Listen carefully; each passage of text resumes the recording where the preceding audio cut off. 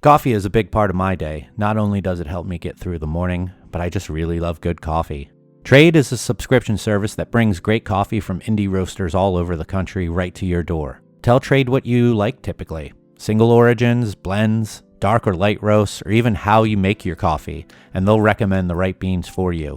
Or you can choose from over 450 different coffees and build your own queue. Then you select how often you'd like your coffee delivered, whether that be 7 days, 10 days, 14 days. Shipping's always free. If you find that you have too many beans and you need to skip a delivery, you can do that. Running out sooner than you think and need an order sooner, you can do that as well. No charge. I've done it myself a couple times. It's great to know that I have that flexibility.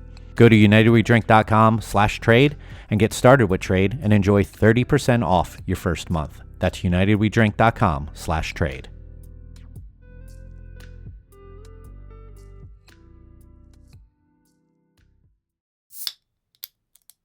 The opinions and statements in this podcast do not represent those of the host's employers, co-workers, family, or imaginary friends.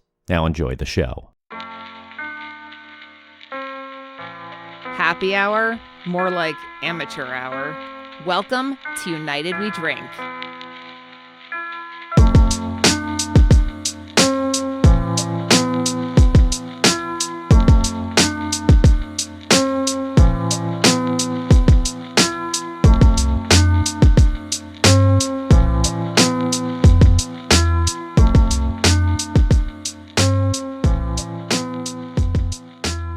Hello, everyone, and welcome back to another new episode of the United We Drink podcast right here on unitedwedrink.com, as well as Apple Podcasts, Spotify, and wherever fine podcasts are found. My name is Mikey Revich. I'm here doing this intro alone because that means we have a guest on today's show. Yes, we do. It feels like we haven't had one in a long time if you don't include me. That episode where I was the guest, I guess a bit of a cop-out there, but it was enjoyable nonetheless. But we have an enjoyable episode for you here today, too, with a guest who is not a host or co-host of this show. We're joined by Joe Ploof today, who is the owner-operator of Hanging Hills Brewing Company out of Hartford, Connecticut. He has a really unique story to the whole brewing industry in that Hanging Hills started off as a brewery, brick and mortar place where beer is brewed with a tap room, and then transitioned to a contract brand with no physical location that to call their own, and were wholly distributing. And now a whole new chapter is arising in Hanging Hills' story. So it might take us a little bit to get into that. We had a lot of fun. And you'll be able to tell that in this. So why waste any time? Let's get into our conversation with Joe Ploof from Hanging Hills.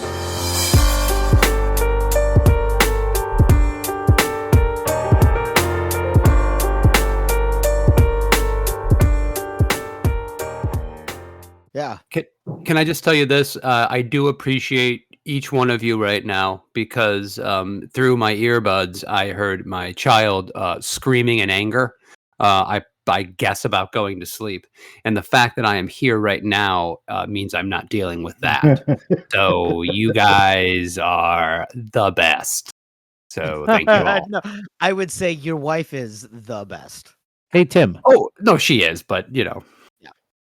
Tim, can you turn yourself up a little bit? Turn myself up? Yeah, I feel like you're kind of low. Tim, this sounds like your new drivers aren't functioning properly. Is this better or worse? Oh, Holy much better. shit. Much better? Okay, there we go. No, my drivers aren't working properly. I don't know. You didn't check your TCP/IP settings. I didn't. were Partially those because I words? don't know how to do that. Did you enable cookies? I ate some cookies. Oh, so this is going to be fun. Wait, is it that kind of cookies? I got a mix of. That wasn't a yes or a no. Oh well, no, it was those kind of cookies, but I also got Girl Scout cookies because I got the other cookies. So Sometimes, Tim, I feel like you would be the worst person on the stand of a trial because they always ask yes or no questions, and it's like, Tim, well, how do you feel about? Is this a yes or no? Well, let me Did you tell you see the about camping in defendant? Minnesota. Like Tim getting pulled over, and the guy's like, "No, you really have the right to remain silent. You don't have to keep talking." Cop is gonna be worried. You're like, dude. He's gonna be like, dude, you're incriminating yourself. Shut up. Yeah. No, well, that's Right the now, thing I is, would actually rather have an auditor who doesn't want to talk to me. yeah. Yeah. No, it's like, but Tim's not even talking about anything that's relevant to anything at all. He's just rambling incessantly. Uh, Yes. Small Minnesota towns named after Scandinavian places. We got you. yeah. Are we? I was vaguely following the email threads about this show. I don't really care That about means this not show at all. much, so it's not something I like to prepare for because why? So do we have any vague topic or anything? Joe is the topic. Yeah, I just sent you guys a list. I can't believe you didn't read it. 6 minutes ago. Oh, did you? No. No, he didn't. Okay. 'Cause I came straight from putting my kids down to. Oh, he did. He did send. Oh, he did? Yes. Did you really send something? Yeah. He sent a list of 8 topics. Since He when got are a you new this dog. Let's start with that. Since when are you prepared? I'm very confused. Okay. Well, it's really funny. I'm going to answer that question first, and then we'll talk about my dog. So I'm making. The reason why I'm on this podcast is because I'm opening a bar, and I'm making all of these to-do lists all of the time. It's what I spend a huge portion of my day doing. And then I find that because I'm making all of these things and I'm actually checking them off, I'm feeling more and more accomplished with myself. And so, Tim, you're just you're on the receiving end of me becoming a more mature person. I'm a little confused by all of that, frankly. I mean, I did send it 10 minutes ago. I don't get any fucking credit for that. So let's do the long short version of how Hanging Hills became a thing. Okay. So you started off as what we would typically think of as a craft brewery, a production facility with a tap room. Correct. You want to tell us a little bit how you got off the ground? Yeah. I started writing a business plan 11 years ago now. It's funny, I still will always feel like a new brewery, if that makes any sense. I'm the plan is over 11 years old, but I still feel like it was a brand new thing. But we opened on June 9th, 2016. We had a 10-barrel system with a very large distribution footprint in the state of Connecticut. Tap room, which always kind of emphasized a dive. It was always a dive. It was a neighborhood joint because we built everything ourselves. And we were in the south end of Hartford. And despite our terrible location, people still came and had a really good time. And then we were open for 4 years, and COVID and my business partner, more that the business relationship fell apart. And it had been falling apart for a long time. And then when COVID hit, my business partners realized they never got rich owning a brewery, and they walked away. And I kept it going as a contract brand. And in the interim, since 2020, I've looked at some 30 plus buildings with various iterations, going back to full production and then watching beer numbers plummet over the years, and going down to maybe just a tap room with a small on-site only consumption basis, and to now actually doing probably the best idea I've had the entire time, which is opening a bar. And when I told Tim about that last week, he asked me to come on your show so we could talk about that. Yeah. So that's where we are. So I definitely want to get to obviously the most fun part of this is what's new. But you know, there was something really cool, and I still is really cool about Hanging Hills as a contract brand, because I feel like most contract brands just stick to, we got a couple brands. That's all you get out there. You're putting out special releases as a contract brand.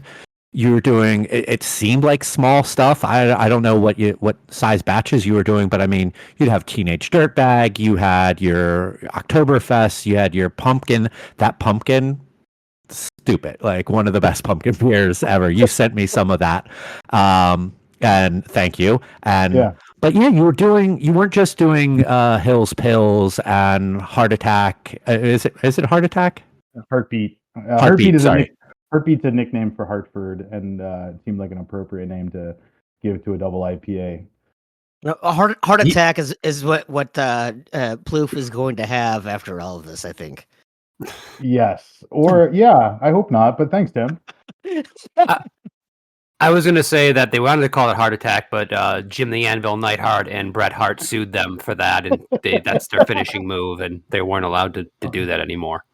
Oh my God! Actually, that would be the best cease and desist I ever got.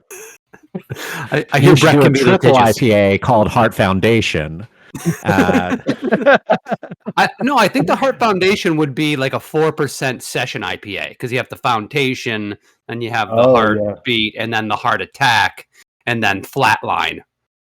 And that's your quadruple IPA. I think you're just dead. You can use all this, by the way. I mean, I'm not going to use it. Wasn't Flatline Canyon's finishing move? I don't. The Flatliner, that was. Okay, but who better than Kevin Canyon? and I we're wrestling nerds too. That is a deep cut, man. What era is Canyon?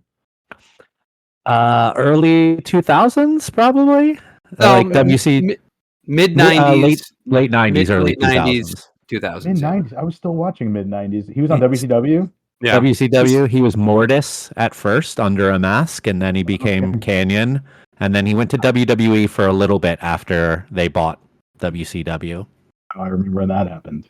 There is one person who listened to Mike and I's podcast about pro wrestling that we did for like 12 years or whatever it is, that came over to the show. Is like, yes, they're speaking directly to me.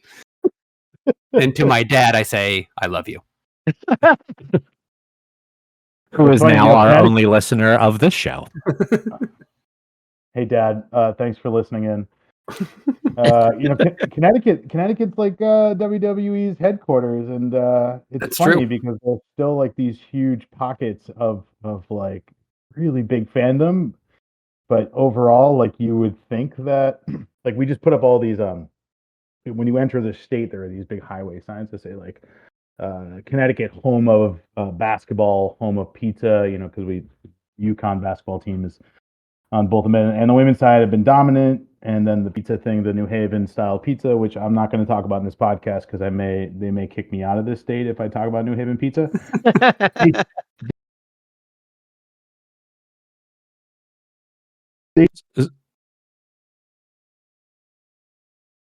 I think that New Haven was cutting him off there. Yeah, because he kind of froze up there. You literally froze. Literally, there's a New Haven mafia. It's like Russian hackers, but they're from New Haven. They're listening to this podcast and censoring us. I thought he was actually doing a bit because he was like, "You're going to cut me off if I start talking about this," and then he got cut off. So, oh, we lost you entirely, Joe. I can't hear a thing. What'd you break? Yeah, he's definitely talking, but I can't hear him.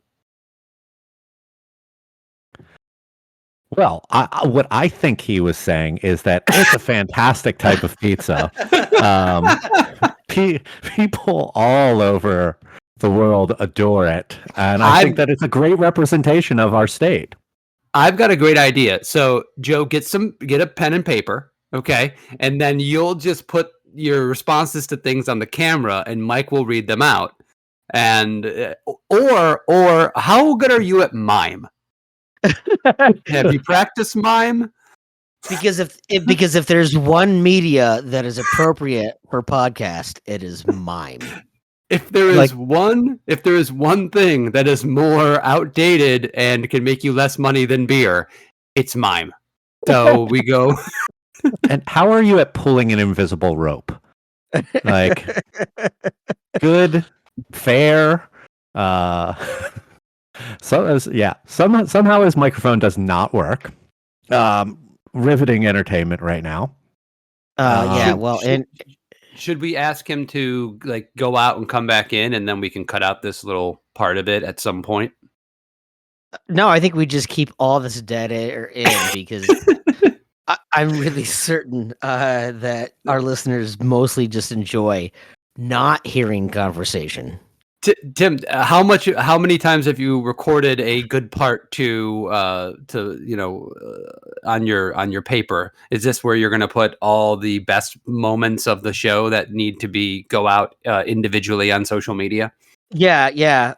Mike, just let's take a note of 8 minutes and 10 seconds that this is the best. By the way, I was just going to go ahead and take a little exception to the idea that Connecticut is the home of professional wrestling. My friend Steve is the cousin of Ravishing Rick Rude. We're the home of Jesse Ventura. We're the home of Brock Lesnar. Even multiple eras of wrestling. I just want to say AWA Wrestling, right? Home of Minnesota, Vern Gagne. Right, Vern Gagne, absolutely. In fact, Mayslax, one of my favorite bars, was literally founded by a professional wrestler. The Road Warriors. How many other people? Barry Darso from Minnesota. What's that? Yeah. Oh, I didn't know they were from Minnesota. Oh yeah, that entire area. Because they were always billed from Chicago, right? Well, yeah, because who wants to be billed from Minnesota? You know what I mean? Well, if you're going to be a badass, it's like, yeah, I'm from St. Paul, a St. Paul street fight, or do you want to have a Chicago street fight? Come on, guys.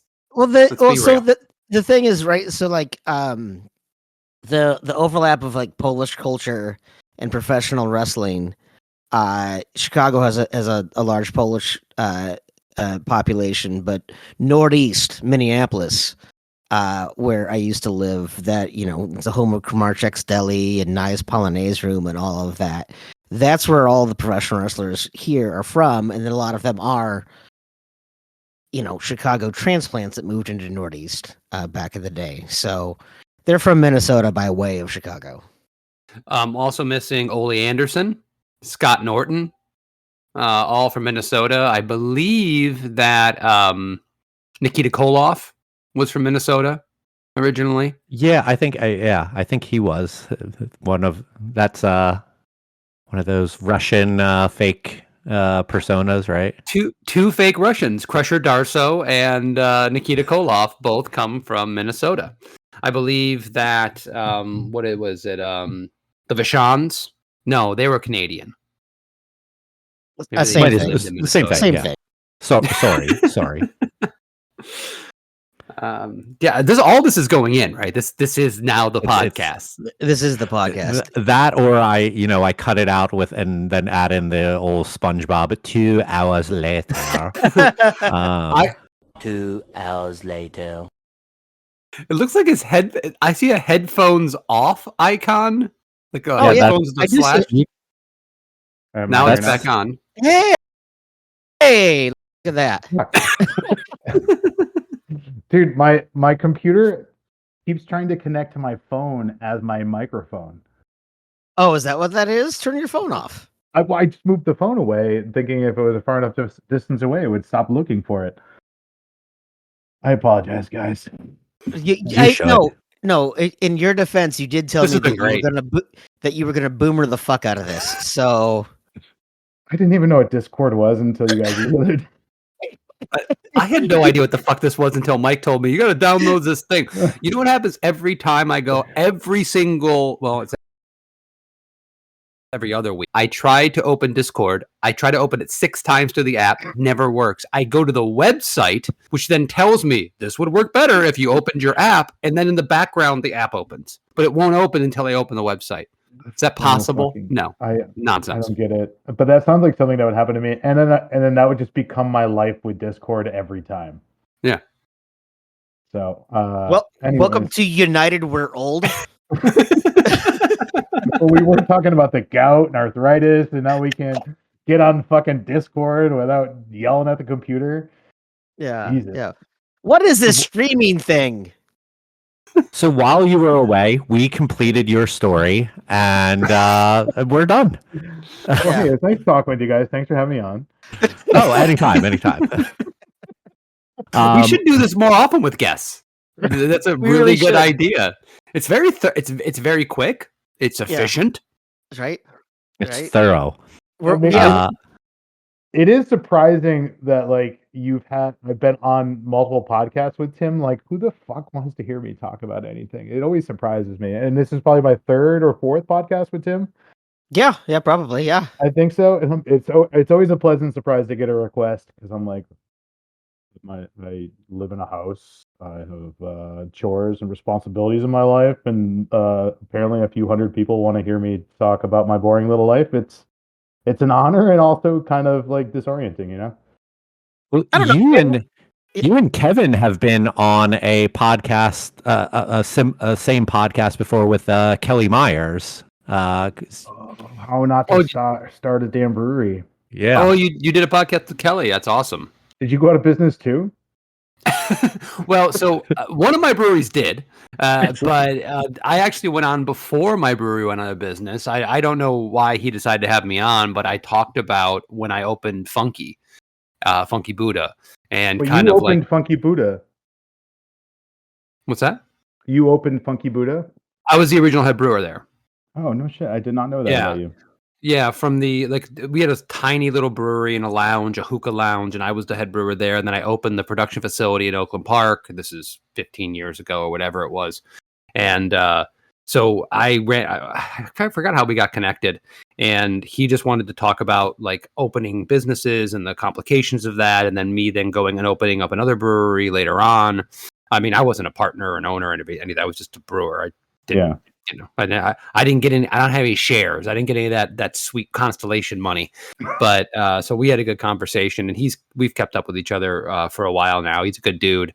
And then since Odd Breed has gone out of business, which was my sister brewery, De Barrel of Monks, we have not talked about that. But so yeah, I do have a brewery that's went out of business, so I can definitely put that feather in my cap.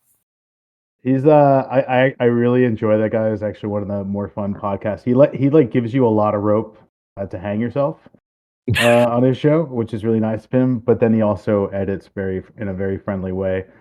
But he the one thing talking to him that I really enjoyed was that I'm very optimistic about just beer generally, even though it's terrible. and he's optimistic. He's the most nihilistic person when it comes to beer, and the two of us played off each other very well on his show. I just hold on. I just want to interject here. You're very optimistic about beer. Other possible topics. Recommended by Joe Ploof. Number 1: beer sales suck. Consolidation sucks balls. I didn't release 2 beers in 2024. So this is your optimism is that everything sucks balls. Well, when I say that consolidation and beer sales suck, it's true. They do suck. Well, that's true. Yeah. But, I mean, you're not wrong. But beer is still amazing. I didn't get into beer in 2009 thinking that I was going to become a millionaire like a lot of people did in the teens. I got into beer because it was fucking science, and it was challenging, and it was way harder than anything else I had tried to be really good at. And I still feel that calling a lot, and I still read about beer, I still think about beer, and I still listen to beer podcasts like a nerd. No matter what, I'm always gonna love beer, no matter how bad the sales are. That's what I mean when I'm optimistic about beer. Like, I'm not going to be like, no, fuck beer. Beer sucks. No, I love beer. I don't know why you wouldn't think that you could become a millionaire, because Kevin is a thousandaire from being a brewery owner. Without a doubt. I mean, there's no doubt that we bring in thousands of dollars a year. That is verifiable. I'm not gonna, log into QuickBooks right now and screen share for you, but I promise. Joe, I really do appreciate you saying that. And honestly, I'm a kindred spirit when it comes to that. Like, I read a lot of Charles Bukowski in my youth, so I am curmudgeonly in a lot of ways. And it's easier when things are frustrating to just say everything sucks and do it as like a comedy bit. And it's sometimes more comfortable for me.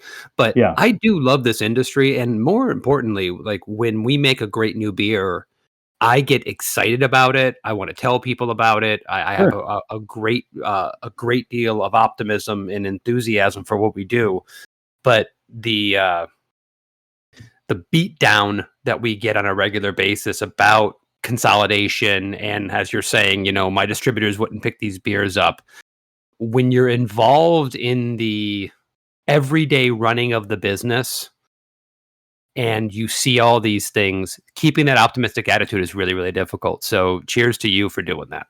I mean, like when I'm like writing, I mean, you kind of nailed it for me. When you make a new beer and you get really excited for it when it comes out well, like, when you're writing a recipe and you like have this process in place, and like, I like to make new things. I don't like to recreate the same IPA every time I put out a beer, knowing that if I put in the right amount of Citra and Strata, it's going to come out really well. If I added also Galaxy and Citra, like I think that's kind of boring, and it's not.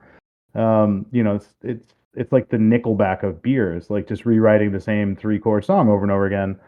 So when I put out a new beer and I don't know how it's going to turn out, but I have enough background knowledge and process knowledge, and I still, when I work with East Rock, who is my contract brewer, it's very hands-on. The recipes are all written by me, processes determined by me. Tim over at East Rock is a brewing, like he is like on the spectrum for beer. If there's an autistic spectrum for beer, Tim is on it. So like he's a really good guy. Like it's what he cares about the most.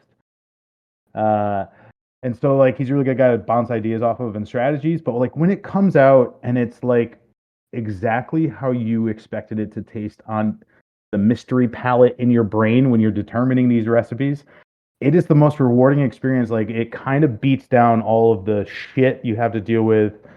Like you were talking earlier about training your employee how to like wash the lines, and like you hadn't done that yourself, and like, but then you got that problem, and then you got the distributors, and you've got like employees not showing up, and delivery trucks are late, and you've got all these other things bouncing around in your head as a business owner. But the minute that beer comes out great, you're like, this is why I fucking do it. It's the goddamn best.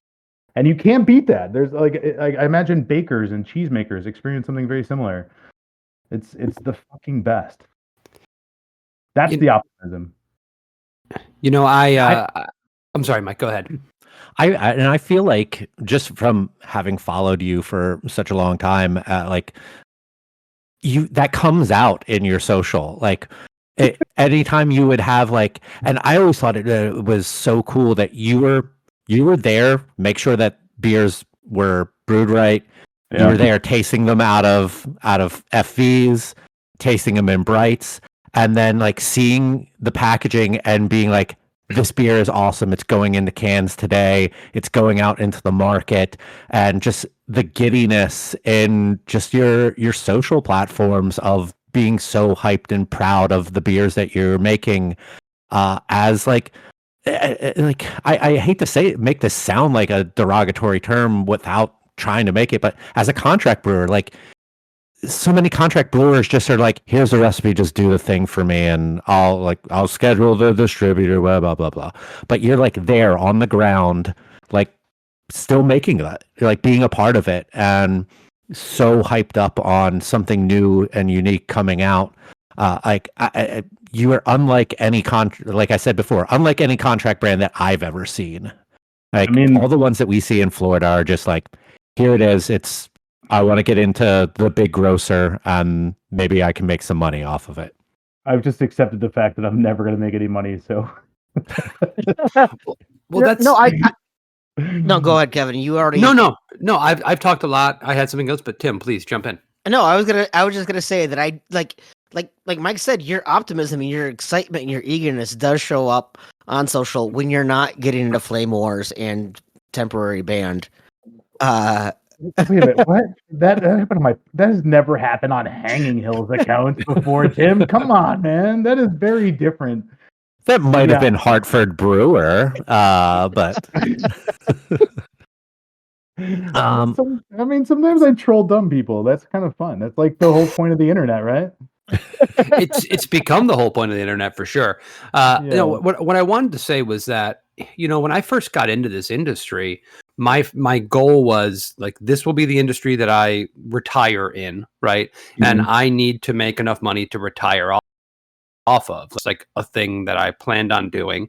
And, this is supposed to be like my long-term career. What we're seeing more with the generation a little bit younger than us is that they realize that, like, what my dad's going to retire this year, right? From being in a job basically my entire life, and, a pension and all these things.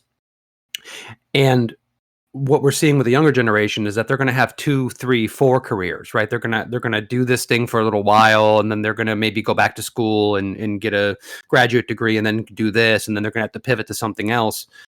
I think it's a healthy atmosphere, a healthy attitude to say, hey, I really like what I'm doing right now. I'm really proud of what I'm making, but maybe this isn't the thing that's going to bring me my retirement. Maybe there'll be something else, after it.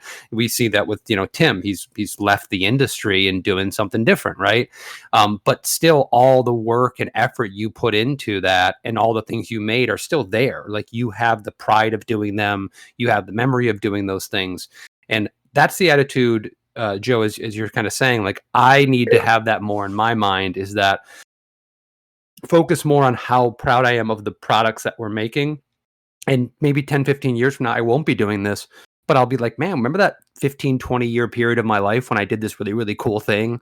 And I had awesome people that I worked with that were passionate, and it was fun and exciting. And I will forget about all the distributor bullshit, and I'll forget about Publix kicking me out of sets because they didn't reset their algorithm to account for my cans or whatever it was that stressed me out forever.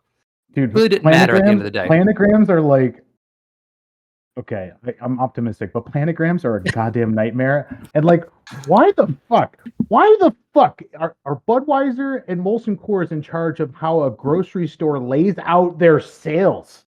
Like, why do you have a beer buyer in your fucking store? I don't fucking stand it. Tell me, explain it to me. Why the fuck would they be in charge? Because, I mean, I know why, but like, I mean, there's this big account called Patrick Henry, that is basically a legal form of money laundering, that gets around pay for play. And so what happens is the big guys pay Patrick Henry. So Patrick Henry is this national beverage branding account. And so, I know what you're talking about. Okay, yeah, there's one like that down here. And Patrick Henry is national, and so Budweiser can't go to a Buffalo Wild Wings or to a Publix or to an MGM Liquor and pay money directly for placement. But what they do is they say, "Hey, we have put money into this advertising budget. Now, this advertising budget for Patrick Henry will now pay for all of your planograms and all of your end caps and all of those things. And they'll give you all the tools. They'll give you all the resources. We're not paying for that. We're just funding Patrick Henry, and Patrick Henry is the one who's doing all of this. So it's the shittiest, but legal form of money laundering that's out there. And it happens so much all over the place. So Oh yeah, To and they the buy point, draft systems for places. They get you the tickets to the games and and to the point all where of it's that. become so transparent that I don't even understand why we're playing the game. But we are still playing the game of this technically. Although if we want to talk about exploiting loopholes, that might be a really good transition there, Joe. Which loophole? You want me to talk about how I'm going to move my own beer into my own bar? Is that the loophole you want to talk about? Because it's not that much of a loophole. Yeah. It's the first one that came to your mind, so go. So, in order to continue making beer as a brand here in Connecticut without an address, because I had to give up my liquor license and manufacturing license when I lost my address, I had to sell the rights of my brand to my contract brewer. And I was like friends with them before. They're good guys. I had no choice but to trust them, but I did trust them implicitly. And so my distributor, as I said in the email, my original distributor was less bad. My current distributor is very bad. And I hope they hear that because I don't like them and I want them to go out of business because they are really bad at their jobs. And so the way I can work around them is that I can buy my beer directly from a brewery in Connecticut. And it just so happens that the brewery I'm going to buy it from owns the rights to my brand. And I'm not doing anything illegal. It's not really a loophole so much as like buying beer from East Rock. Like I could buy their beer directly from them too if I wanted to. I could admit this. I could hold up a sign in the middle of Interstate 91 saying I'm doing this, and there's like nothing illegal about it. It's actually perfectly on the up and up. And like, I don't want to give my distributor the draft sale business to my bar because they honestly haven't earned it in the last year and a half since they bought the old distributor. They aren't going to try to earn it in the future.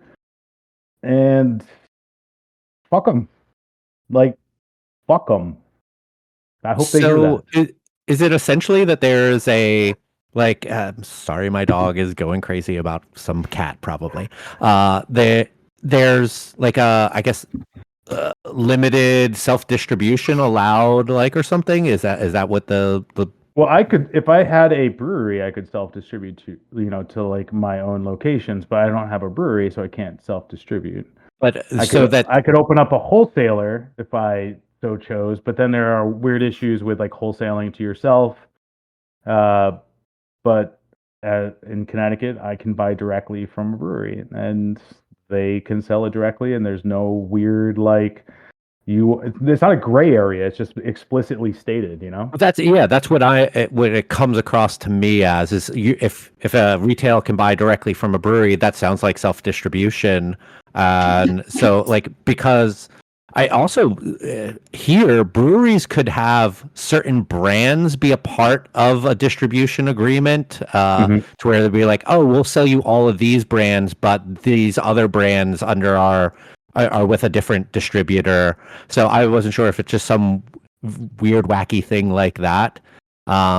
Because contract breweries are essentially like that too. Because what's their faces in Lakeland? Brew Hub. Yeah, like they make a ton of beer for a bunch of different people, and they're all with different distributors and all of that. But yeah, I'm sorry, I rambled there. But essentially, it just sounds like you're allowed to self-distribute outside of your distribution contract. So here's the thing: I am personally not. I'm not self-distroing. Like that part would. Well, they are. What's it? East Rock. Yes, East Rock is self-distributing the sale of their beer to me as a bar owner. Yeah. And so I'm not even calling my bar like the Hanging Hills Tap Room. I wanted to distinguish the bar from a tap room. I actually, no offense to anyone here, I hate tap rooms. I hated tap rooms when we had our tap room. It's like a weird third space where you're just sitting in a big rectangle, and so the sound is just bouncing all over the place, and there's dogs and there's kids, and it doesn't feel like an adult space. And as an adult, I kind of like adult spaces. I spend my life with my children. Sometimes it's nice to not be with my kids. I hope I don't get canceled for saying that out loud. But We all have kids, and we all enjoy time away from our kids. I think my kids enjoy it more than I do. If I were your kid, Joe, I would also appreciate if you would just fuck off for a while. So my 10-year-old's like, Dad, don't you have friends? Like, don't you want to hang out with them? and you're like, no, I'm done podcasting tonight. When we opened Barrel of Monks, Yeah. I was the person who said I want no kids in the bar. Mm-hmm. And so we had to be 21 to like enter essentially. And we did that for like 9 months to a year. And we got so many complaints and so many like bad Google reviews because they couldn't come with their kids that I buckled and let everybody else have their way. And so dogs and kids very welcome at Barrel of Monks right now, just so anyone knows. But I completely appreciate the sentiment that you're sharing there. Well, so you did not have a dog or a kid when you opened Barrel of Monks, Kevin. And now I have both. Yeah. And by the way, he had 7 ferrets though, and they ran all over the brewery. But if I had my druthers and it was 100% on me, I would revert back. Even though I have a dog and a kid, I would probably go back to the old ones. Is it okay if I say that I have seen an animal that is not a dog or a cat at your brewery in an office before? Isn't it in Was Florida? it an ocelot? Fucking iguana? No, it was a pig. It was pig. My old taproom manager Zach had a pet pig. That's kind because of he's would just be up in the office. Yeah, shitting on the ground. All over the place. It was great. Can you house train a pig? Eventually, you can. Apparently, if you're if you're active in it, but I don't think he was. He was very irresponsible. So as far as the kids in the bars thing go. The way my bar is going to work is that it's a neighborhood joint, so there will be kids in there. It's unavoidable, and like this is a really nice community of people who all know each other, and there's no way I'm going to kick kids out until 7:30 p.m. In which case, I'm going to casually suggest that this is now an adult space by dimming the lights, turning the music to much harder things, much more punk-oriented things, and once if the kids do not leave, then I will walk up to tables and be like, it's time, like it's an adult space now, because like nobody wants to be themselves around a 6-year-old kid running. It's just not going to happen, and I want people to feel very comfortable. Yeah, when I was at Buffalo Wild Wings, essentially the same. Yeah, when I was at Buffalo Wild Wings, I remember they were wondering why happy hour was failing. And I was like, because you had let all of our operators turn the happy hour time period into like kids fundraisers. I was like, the last time I was in a Buffalo Wild Wings at happy hour, and I went to the bathroom, there was like a 6-year-old with his pants around his ankles peeing at the urinal. And I was like, this is not a place I want to continue to drink and hang out with my friends when it's overrun by kids. Like, that's just not what that is. And again, I'm sorry. My kids do look like 6-year-olds. They're about the size of them, but they're still learning. I'm sorry that he put his pants down to the ground. I was going to say, there is no place I've ever wanted to drink more than a Chuck E. Cheese during a birthday party. That's when I want to get really hammered. Started carrying alcohol like 10 years ago. Sometimes having a bunch of kids around encourages drinking. So, I mean, listen, the Lord giveth and the Lord taketh away. That's true. I didn't even think, but like when we were kids and like I'd go to like the Showbiz or the Chuck E. Cheese. It was Showbiz first, frankly. But yeah, when I'd go to the Showbiz, my parents would just like they'd have pictures of beers and like no one cared. And then like my sisters had kids, and I went to a Chuck E. Cheese, and suddenly like I'm having to get like a wristband and prove what kid I'm with, and like they're now trying to like, well, I don't know, maybe a lot of kids got abducted from Chuck E. Cheese. I don't know. I have not personally. The mouse. Human trafficked kids was running the whole op. Yeah. Yeah. I don't know, Tim. Pizza in the last 5 minutes, Tim, you mentioned going into a bathroom with a kid with his pants around his ankles, and trafficking children. So, like, should we check your hard drive? You're just gonna find a lot of R. Kelly videos. What's your nearest police precinct? No reason. This is a No non bearing on this sequitur. conversation. This is a non sequitur. Okay, I'm gonna change the topic, and this would be something I would normally reserve for like a last call because it's so stupid. But I think you guys will appreciate this. You see this can, listeners? Do you see this can? No, of course not. Yes. This is an They all IPA said yes. that Ralph made called Verdant Embrace. I got an angry voicemail from a person that bought this beer and said, every can I opened spit at me. And I don't know what that means. Basically, the cans were slightly overfilled. So when you pop the can, there's a little bit of beer spurts out. And I'm not going to lie, that's possibly a little annoying. You get a little beer on your fingers, right? Maybe you got to go to the sink and just kind of do one of these, just a little bit under the sink, into the water, and be fine. This guy was mad. He was really mad. And he went into a whole diatribe about how, I don't know what kind of cans you're buying. Maybe you're buying cans from China, or you're buying these cans. You need better cans because it's the can's fault, apparently. This email come from at maralago.org. Well, remember he's not a drinker, so probably not. But maybe a sycophant of some kind. Donald Jr. is. At least he's on a lot of coke. But yeah. But Donald Jr. seems to like the shit that goes up his nose more than he likes to imbibe alcohol. But I was just blown away. This person was so mad, and yeah, I can see that being slightly annoying, but the kind of annoying that's going to force you to call a business up and accuse the cans. All I could think of was the jerk when he hates these cans. I talked to Ralph, and I was like, maybe they're just being a little overfilled because we're too worried about oxidation. We gave you more beer, and 1,000th of it ended up on your fingers. You should be thanking me. I really want you. Like, as much as, like, former co-host of this podcast, Joel, and his previously intellectual pooperty social media account, as much as I don't want to steal the jerk, I really want you to name a beer he hates these cans. I think that would just be fucking brilliant. I actually think Joel would appreciate the usage of that more so because it's a reference and not stealing the IP. directly. Like if you could, you could entire series. I'm picking out a thermos for you. You could do one with an all plaid label, which I think would be great.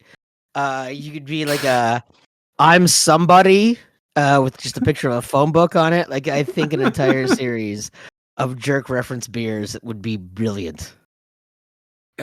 I would love every second of it. It's one of my favorite movies of all time. So I'm down. These are the kind of things I should be doing more often. I feel like during this show often I come up with great ideas and I'm like, I should really do that. And then I'm never going to do that because that would take like energy and effort. But these are the things I should be doing with my brewery because I have the ability to, and everyone else can fuck off.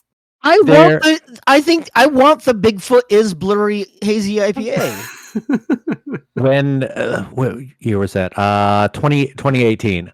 When I was living in Philly, Kevin, you came to visit me one weekend, and this was when beer was still doing fantastic, and I had a concept for a brewery, and Kevin and I all weekend just drinking, eating, and bouncing ideas for my concept off of each other, and we came up with so much awesome stuff. Did we write any of it down? Nope.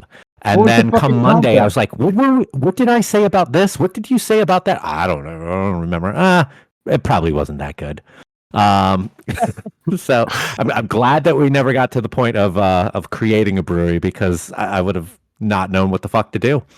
Do you know what the overarching concept was? Are you willing to say it? Are you willing to say it on the podcast and reveal it to the world to be stolen? No, nobody's opening a brewery in 2025. Say what the fuck you want.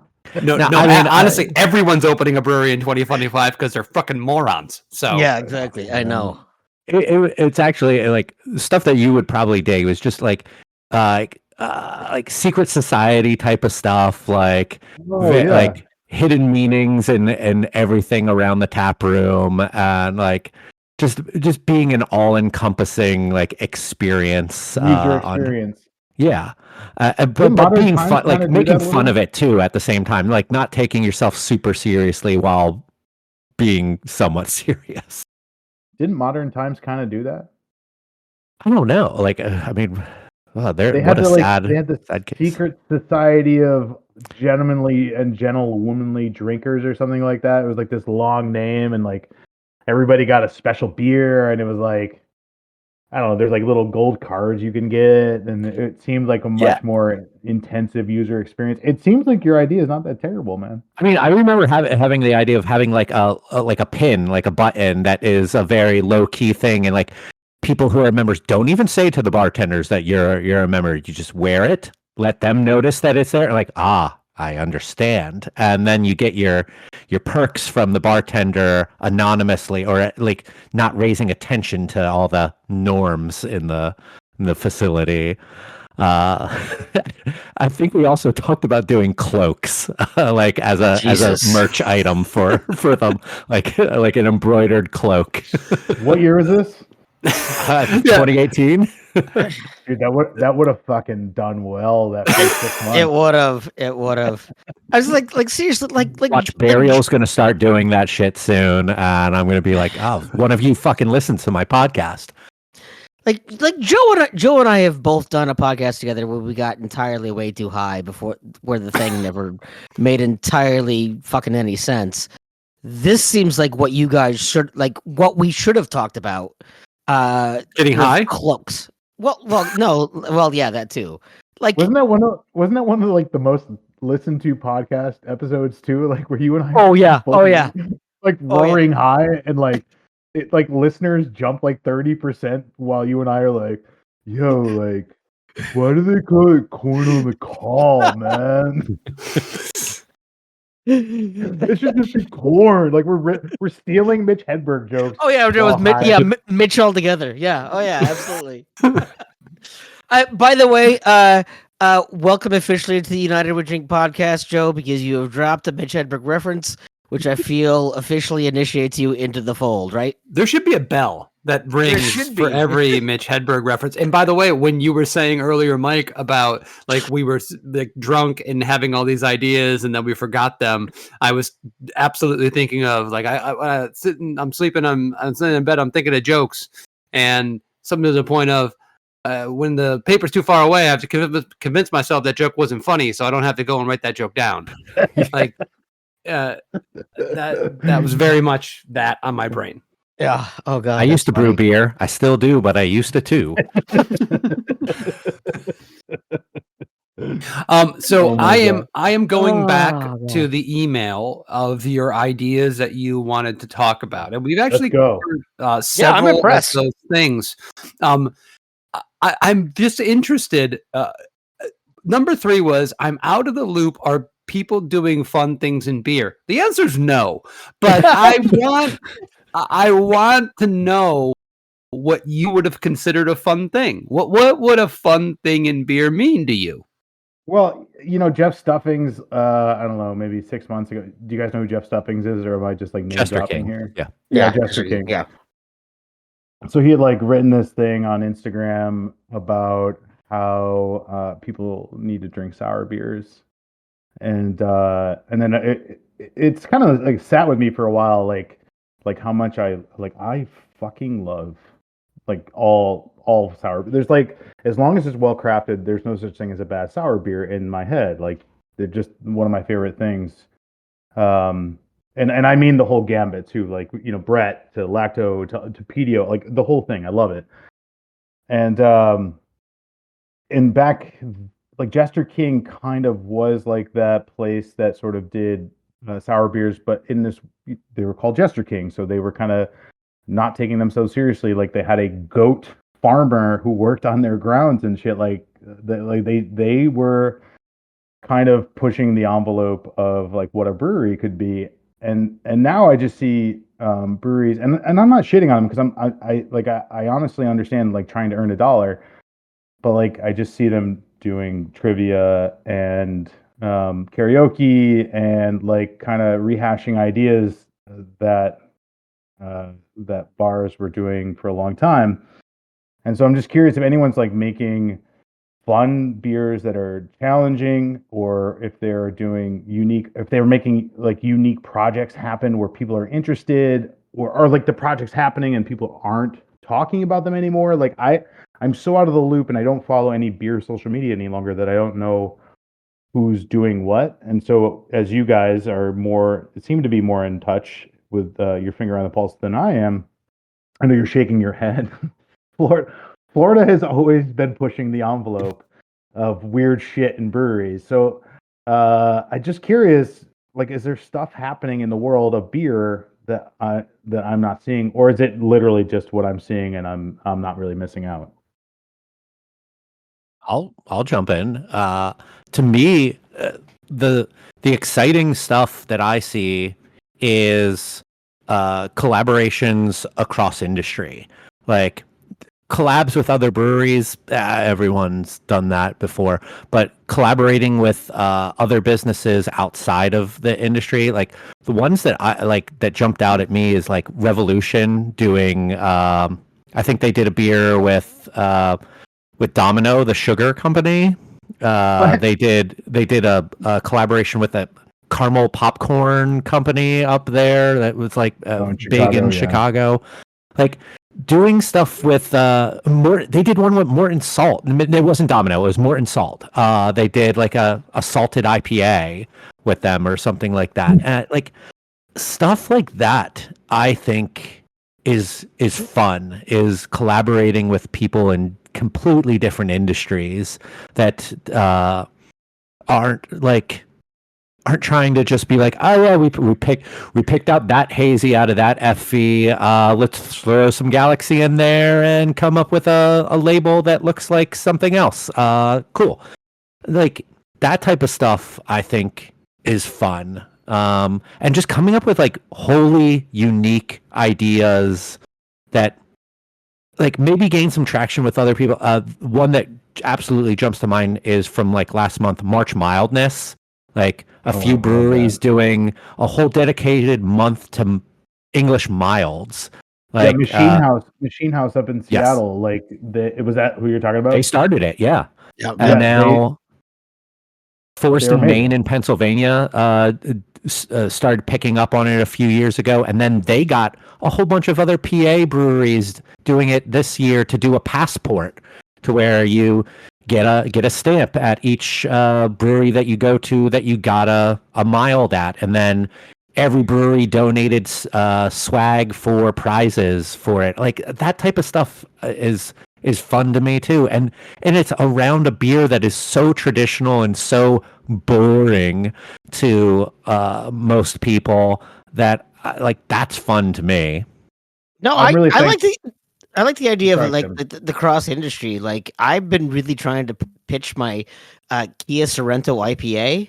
Like I really want to try to get a cross promotional there, and so far they're not biting. But I feel like I might get us there. Okay, I think might be a hard sell on them. No, I have a serious question here. Okay, when you make your Kia Sorrento IPA, is there a Kia Sorrento in the brew kettle or the mash tun, or do you ferment inside of a Kia Sorrento? Are you distributing the beer via Kia Sorrento? That's another option. To add. Well, one thing Sorrento all the time. One thing Sorrento in every vessel. Yeah, it's Sorrento Solero. One thing I really did try actually for a very hard time, and I bugged him for a while, and he talked with me for a while before American public media shut it down, is I really wanted with Kai Rizdal to do a Kai PA. I understand like that's a very niche nerd, like public radio guy type of thing, but I really wanted to do a Kai PA in America. It's a Radio Lab guy, right? No, he's Marketplace. Marketplace. Oh yes. That's right. He's Marketplace, and so yeah, like I said, I had multiple conversations with him, but public media shut it down, which made me all mad because I was like, oh god, a IPA would be brilliant. I mean, Tim, this like listen, I'm going to give you an idea. This American Hef. If you could make that happen, you will sell. Like, listen to me. There are so many Toyota Sienna drivers out there right now who are dying to drink that beer. That's true. This American your Hef would be target brilliant. Or you make a cereal beer that has cereal in it as well. Oh god! And we could serve it. We could serve it in an Ira glass. That's my favorite one. That's my favorite. Good job, pretty Tim. good. You win. Tim, you win this thing. There was the funniest thing I've ever said. Good night. Good luck. What if you package it in some Sarah Caning? Okay, I missed. Tim, make sure you write down the time. Write down the time. Yeah, I do it. Okay, I just want to mention is this whole started out about is anyone doing fun things with beer? And I think what I've learned from everybody kind of chiming in on this is that our goal in this business other people are, but we are. No, is to somehow make money doing boring stuff and then also do some fun stuff on the side that is guaranteed to not make money. It's not going to be a profitable thing. It's just a thing that you're passionate about that you really want to do. And if you can be an effective business, you can do these other things that give you, that add to your enthusiasm and you can enjoy these things. We talk about working with nonprofits all the time. And being able to say, okay, we're going to do this beer. We're just going to donate all this not to a nonprofit. It's something that we're passionate about. We're making a pale ale that's going to come up in like 2 months or something like that. And we're going to work with we are working with a charity that funds mental health resources for first responders. And of course, we're going to use that as a marketing opportunity. We will, but we have like 7 people that engage with us on social media. No one's going to know we're doing this. I mean, that's what I'm saying. It's not going to matter. We're not doing this because we're going to, get some kind of giant groundswell of support. We're doing it because I'm passionate about this. I think it's important. And Ralph is going to make an incredible pale ale. And what I told him was like, I just want a great American pale ale. You don't got to put any bells and whistles on it. Let's just make a fucking great pale ale. Let's donate some money to a cool charity. No one's going to give a shit. And I'm going to be really happy. And that's like my project for the year. And that's the thing that I think we're doing that's cool. And it'll be a little bit of fun. Yeah, I mean, Kevin, I think that's a great idea because, like, when he was talking about sours and everything else, like the number of fooders that I see around the Twin Cities sitting completely dry, like breweries that were known for fooders that are completely sitting dry. The number of barrels that I know are sitting unfilled right now, like those things aren't going on. That is a very 2015 type of thing. 2019. Yeah. 2019, we were still selling barreled beers, man. Yeah, so the idea of innovation in that space isn't about necessarily creating unique beers necessarily, because like shit, like I went to my buddy Carl's opening a new brewery, and I popped in. He's been open for a while, but he just opened a tap room, and I popped in over the weekend with a friend of the pod, Eric Hild, and the first thing he said to me when I walked in was, "I'm really sorry, I have 4 hazy IPAs on right now, but I have to." And like, I get it. He's got bills to pay, right? And I know that like that's not what he likes. He knows that's not what I like. He's like, I'll just go in the back and get you a can of our lager. But I think the place where, because consumer demand has almost forced less creativity in beer, I think the way that you do it is unique cross promotions, unique charities, unique other things, right? Joe, your thing is everyone's doing trivia and all that stuff, but I think it's more about all the other ways you engage the community in beer that aren't necessarily about, let me sell you 27 different hazies that, Mike and Joel and I always flip that, talk about how the craft brewer's coin on one side says Citra Mosaic and the other side says Mosaic and Citra, and they flip the coin to figure out what hops they're going to put in. But yeah, let them drink the stuff that isn't exciting. But what else can we do as a brewery, as a brand, to engage? I think that's the thing that, So something fun in beer, maybe not. But is there something fun in engaging beer drinkers? Absolutely. Yeah, I asked that question because, like, I as an old, so 44-year-old person, I got into beer with Sam How old am Calagione. I? How old are you, Tim? Are you asking us to answer for you? Yeah. How old am I? That makes you pretty I old. have no idea. I forgot. I don't know. I think 78. I mean, I don't know. Yeah, there's a reason you that don't you're look a day over 64. Thank you. There's a reason why I'm Kevin's dad's favorite. No, well, what I was saying was, like, I recently started watching Dogfish's YouTube channel, which Sam has taken a really big hand on recently, and they brought back the hockey game to do the 90-minute IPA. And then they, like, filmed them brewing it. I think it was on. It may have been a Savco, but it may have been something else. I could just see kegels, and that's how they started off. And so I kind of came up with those guys, like the Lagunitas guys, doing all of their 420 shit. And I Side don't. note: how pissed off is Tony McGee that he has missed out on the THC seltzer craze? Like, that was built for that man. It was, but Tony McGee seems like, he kind of built. I read his book too, and I read Sam's book, and those guys, like, they sold beer in a market that was worse than the one that we're currently facing. So, like, Sure. I give those guys props, and you know what, cash those checks, boys, because, like, honestly, like, none of the rest of us are. Yeah. And but they engaged their community. They engaged beer drinkers who wanted to be able to drink their beers but couldn't get distribution to their areas. Like, they seem to be doing something fun and contagious that other people wanted to be around. And I don't know, like, I just feel like outside of like even like hype is dying as a motivating factor. Like, the Huge. idea of hype, it's like there's a couple of there's like a brand in Connecticut who's a hype brand, and it seems to be still working for them, but, like, for the most part, hype is dead.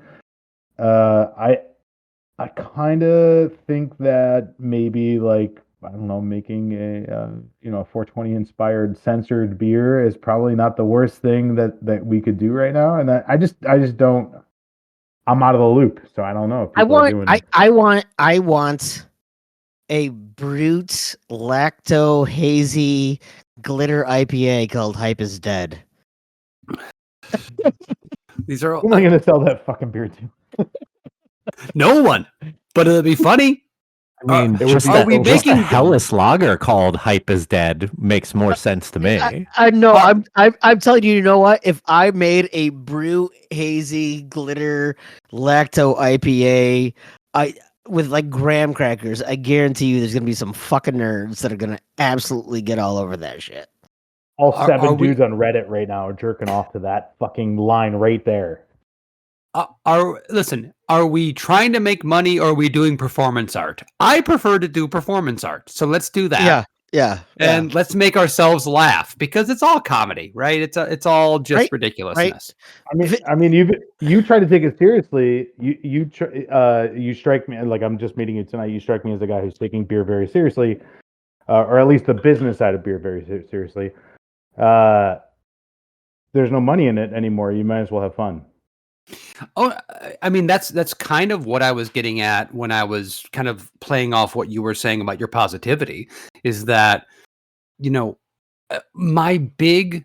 one of the reasons why I take this seriously, and this is going to sound really bullshitty, and I don't care if anyone believes me or not, is that, we employ, I think, 12 people right now, and they have jobs because our brewery is open. I really want this brewery to continue to be open because I want them to have these jobs. It's not that they won't get a better job. Maybe they would immediately get a better job somewhere else. But that it really resonates with me. Like, as long as we are making some money, we can keep the doors open, the lights on, and we can continue to make some product. Selfishly, I get a paycheck, and I get to have a modicum of artistic fulfillment out of the things that we do. And I feel a little bit good every day about those things. You know what really sucks about that statement? And I dude, I felt that in my heart. That was a beautiful thing to say. That life is so fucking expensive to exist in right now that like the things that people enjoy you can't see a way to making them anymore if you can't afford the basic aspects of life. Yeah. Like, you could have 7 roommates and still not make enough money to exist. And that we're at that point has kind of killed creativity. And like, not to get negative here, like, I'm sorry, but like has kind of killed like a lot of creativity from almost every aspect of life. Even music is driven by how many streams you can get on Spotify. Like, I am a big fan of this guy called Medium Build, and he said like he likes to write these certain songs that he believes in, but like the sad mopey songs he writes are the ones that go. His phrase, not mine. And I'm like, dude, like, but your like upbeat songs are pretty fucking good. Like, you should keep doing them. You are such a negative downer of a person, Joe. Seriously, I've never met anyone more. Like the pressure of like your job, which like every job sucks for various reasons, and there are parts of it that you might like. But then you go home and you're like, I literally can't pay my college loan. I can't pay for my car. I can't pay for my insurance. I can't pay for my cell phone. I can't eat. I have to make a fucking cut somewhere. And those are all essentials in order for me to have the job that isn't paying for those things. And you're like, well, fuck, I'm just going to go work in a cubicle somewhere. And those jobs don't exist either. Like, everyone is kind of feeling this weird existential financial pressure that is kind of killing creativity right now. And that goes to you as the business owner and also to the employees. People have been working in restaurants knowing they weren't going to make enough money, working, at the best restaurant in the world, making $30,000 a year, that maybe they would learn something to be able to open up their own restaurant where they make $50,000 a year. And now they can't even do that. They can't do it. So back in the 60s, there was a performance artist named Vito Acanci. I knew you were alive during that time. Okay. For a second, I thought you were going to talk about a performance otter, and I was so into that because I'm really into otters. So okay. So shift your story to otters. Okay, okay. Casually suggesting. I will find a way to get back to an otter through this exact same story, and I promise you, and it's 100% true. So. Back in the 60s, there was a performance artist named Vito Acanci, and his biggest installation, I think it was at MoMA. I'm not certain if it was at MoMA, but his biggest installation was this thing called Seedbed, and it was this ramp. That's just this wooden ramp, and underneath, he laid underneath the thing, and had a microphone underneath, and he had speakers on the outside. And he just vigorously masturbated and let everyone listen to him vigorously masturbate while they would climb up and stand on this ramp and like hear this. And what is happening? Yeah. What is happening? I bring that up to say, like, to me, working in a cubicle is just as valuable as vigorously masturbating underneath a plywood floor. Like, it's just exhausting and tiring, and yet that guy made a living out of it, where me working in a cubicle wants to kill myself. So, like, you're right that the idea of people wanting to find something that they just enjoy doing, it's going to cost them a lot of money to get there. But that, to me, is way more valuable, and it is such a shame that we can't get to that point where I don't have to vigorously masturbate under the floorboards, but I still can at least get. So to bring it back to the otters, still do. Yeah, but you still I do. masturbate under those floorboards every day because you are an artist. That is what you're trying to say. I am an artist, and to bring it back to the otter is, I was at the Minnesota Zoo, and there was like a group of school kids coming through, and there was an otter lying on his back, filleting himself, and and all the little kids are like, "What is going on?" And I was like, Joy, go over here. Joy is happening for that. I gotta say, right Tim, your aristocrats joke veered off a good bit here. You didn't even add the talent agent in there. He didn't. You have to go, Gilbert Godfrey, and that's called the aristocrats. This is unbelievable content. That was your Gilbert? I was terrible. Sorry. I don't care. I mean, listen, anyone that references Gilbert Gottfried is going to be a happy person. I saw Gilbert live 3 times. And That's dead times? twice. Yeah, 3 times. He used to play down here in Florida all the time. A lot of comedians came through Florida. Yeah, I've seen it's Stanhope. Stanhope 3 times was one of my favorites. Doug Stanhope. Yeah, Stanhope's amazing. I think I'm the only one that's actually seen Mitch Hedberg live, though, right? Yeah, I never saw him. Yeah, I never saw him. And when he passed away, his tribute show was amazing. Yeah, you sent me the flyer for that. It was like Dave Attell, Mike Birbiglia, Nick Swartzen, Doug Benson, Todd Barry, Jim Gaffigan. Trying to remember who else. Can we take a moment? Can we take one moment though? One moment. When I was in college, Dave Attell had a show called Up All Night, right? Yeah. I think it was called Up All Night. That motherfucker had convinced Comedy Central to give him, I don't know, maybe tens to low hundreds of thousands of dollars to go to college towns and drink. Wasn't it heavily. Insomniac?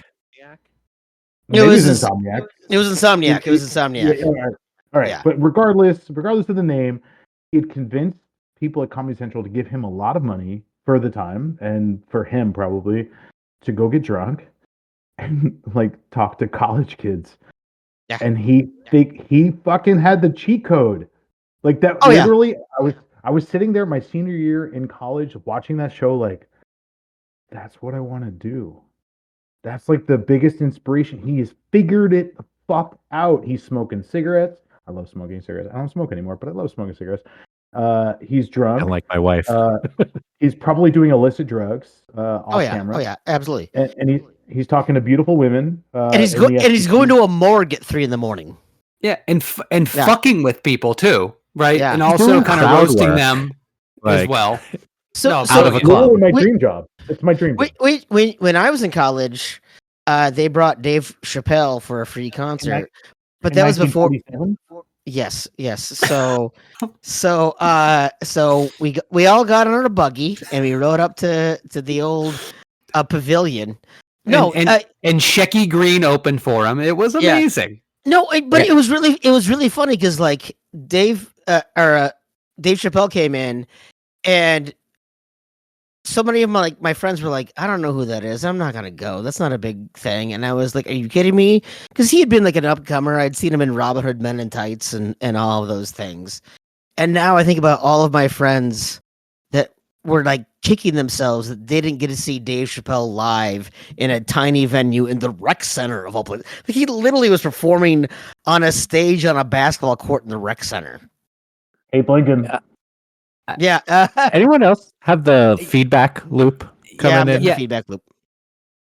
There's an echo in there, and I feel like it only kicked in when you were really serious about what you were talking about. And then you really got in there, and that like echo was like reinforcing all the things you're saying.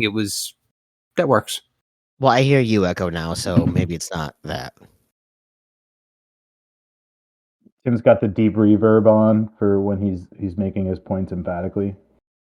You're not echoing.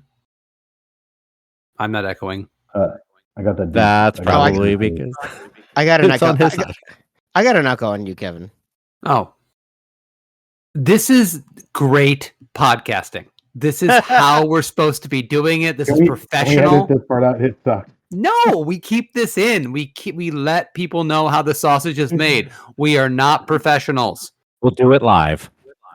We're doing it live. Pure amateur. Can I talk about my bar at some point?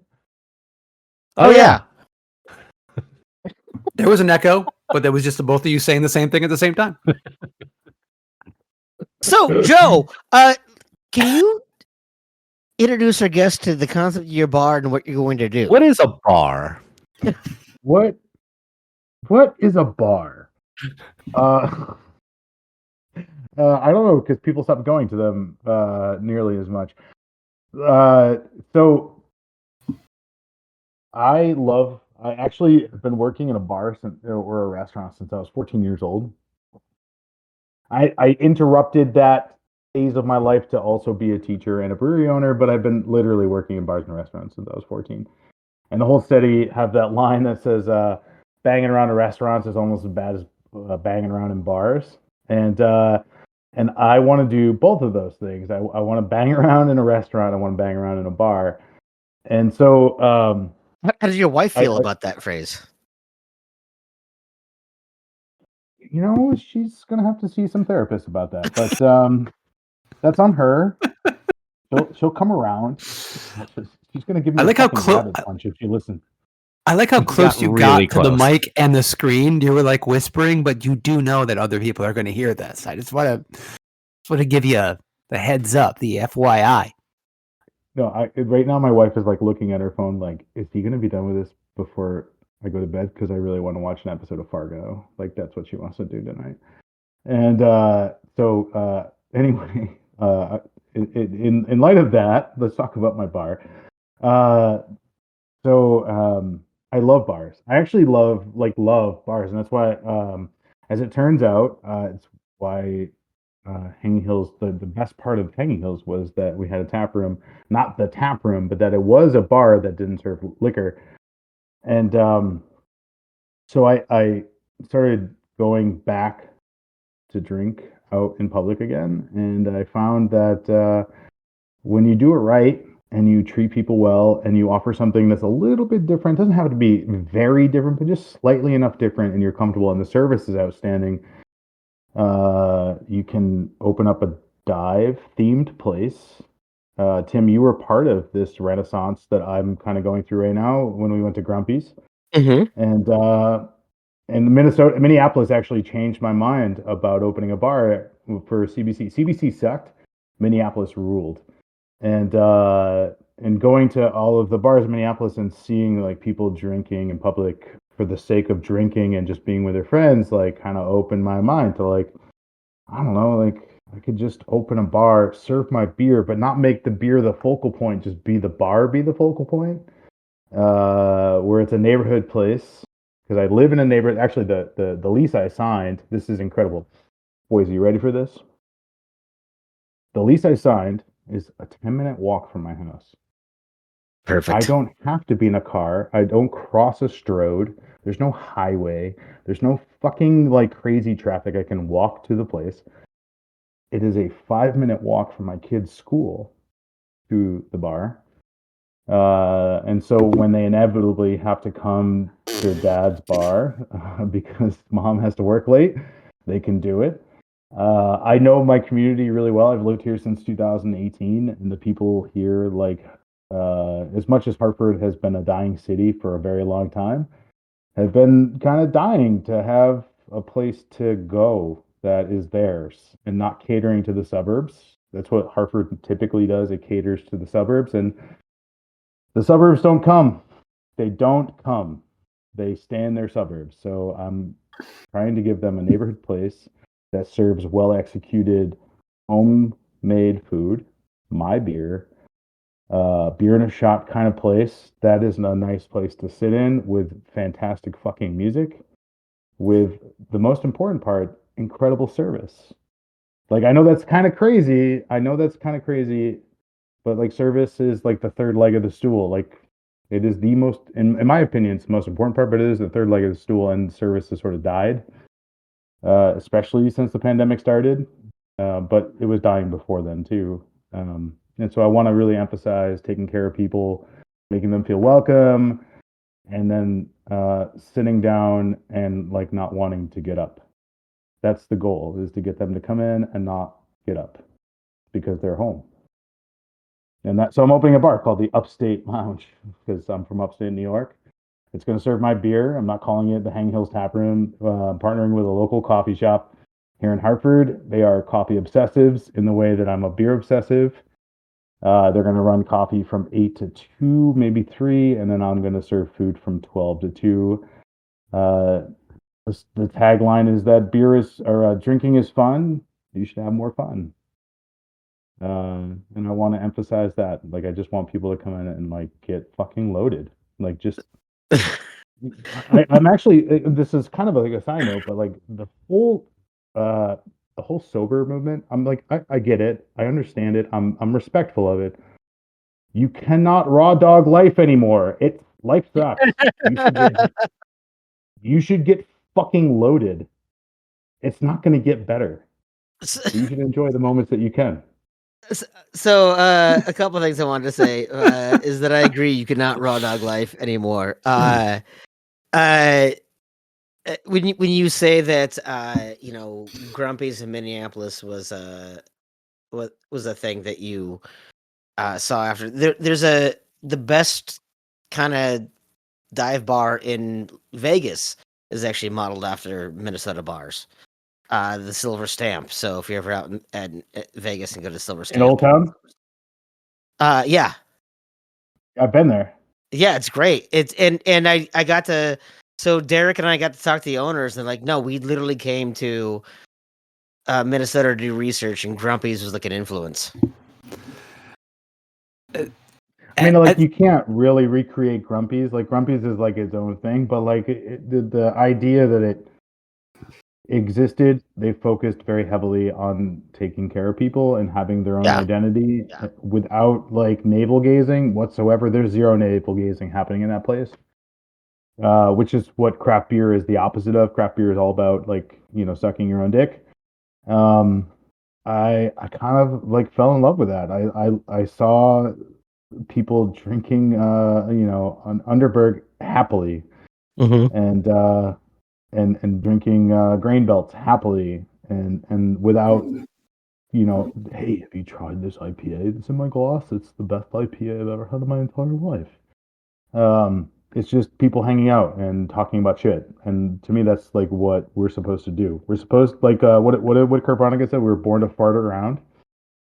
I want a place where people can fart around. I think it's brilliant. I really respect that, and your entire philosophy about, well, two things. One, just the fact of being positive about the beer industry. That's a refreshing thing, especially on this podcast where we often get really in the weeds with how shitty things are.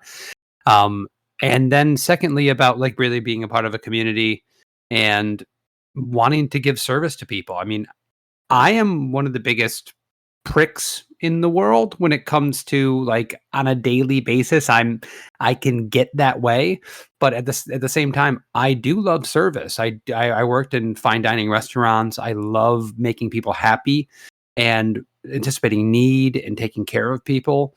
And one of the things I feel like has always been missing in our brewery, or not always, but too often, is that we're a little bit off-putting. We're not as welcoming as we could be. And I think that's a big part of it. You're not alone in that. Breweries are very guilty of that generally. Like, it's one of the reasons I don't like tap rooms is that service is kind of secondary to the product. The product is what you're there for. And and I was guilty of it too. Like, we had a party bus. We had multiple party buses come in back in the day when everybody would get on a fucking multi-person bus and drink 2 beers and go to the next brewery. Like, they would do 20 breweries in a day. They would come in and ask for a sample glass of a beer we put a lot of work into, and I'd be like, no, you got to drink a fucking pint of it because the sample glass isn't going to tell you how much work and I need you to kiss my ass. Like, can you please tell me how great this beer is? And like I was 100% guilty of that too. But like at the end of the day, like you should like just give people what they want. Like who gives a shit? Drink a 2-ounce sample. I don't care. You got And like that's like that's the low hanging fruit of service. Like it obviously goes much deeper than that. But like most people just want to have someone be nice to them and give them what they want. meeting people where they are is not a bad thing. Agreed, 100%. Yeah. By the way, Joe, I do have a dive bar in my neighborhood when you come back to visit. You haven't been here since I lived in this neighborhood. I've got one I want to take you to. I think you're gonna love it. Yeah. I love dive bars. I actually think dive bars have focused on service more so than like any mid-level restaurant.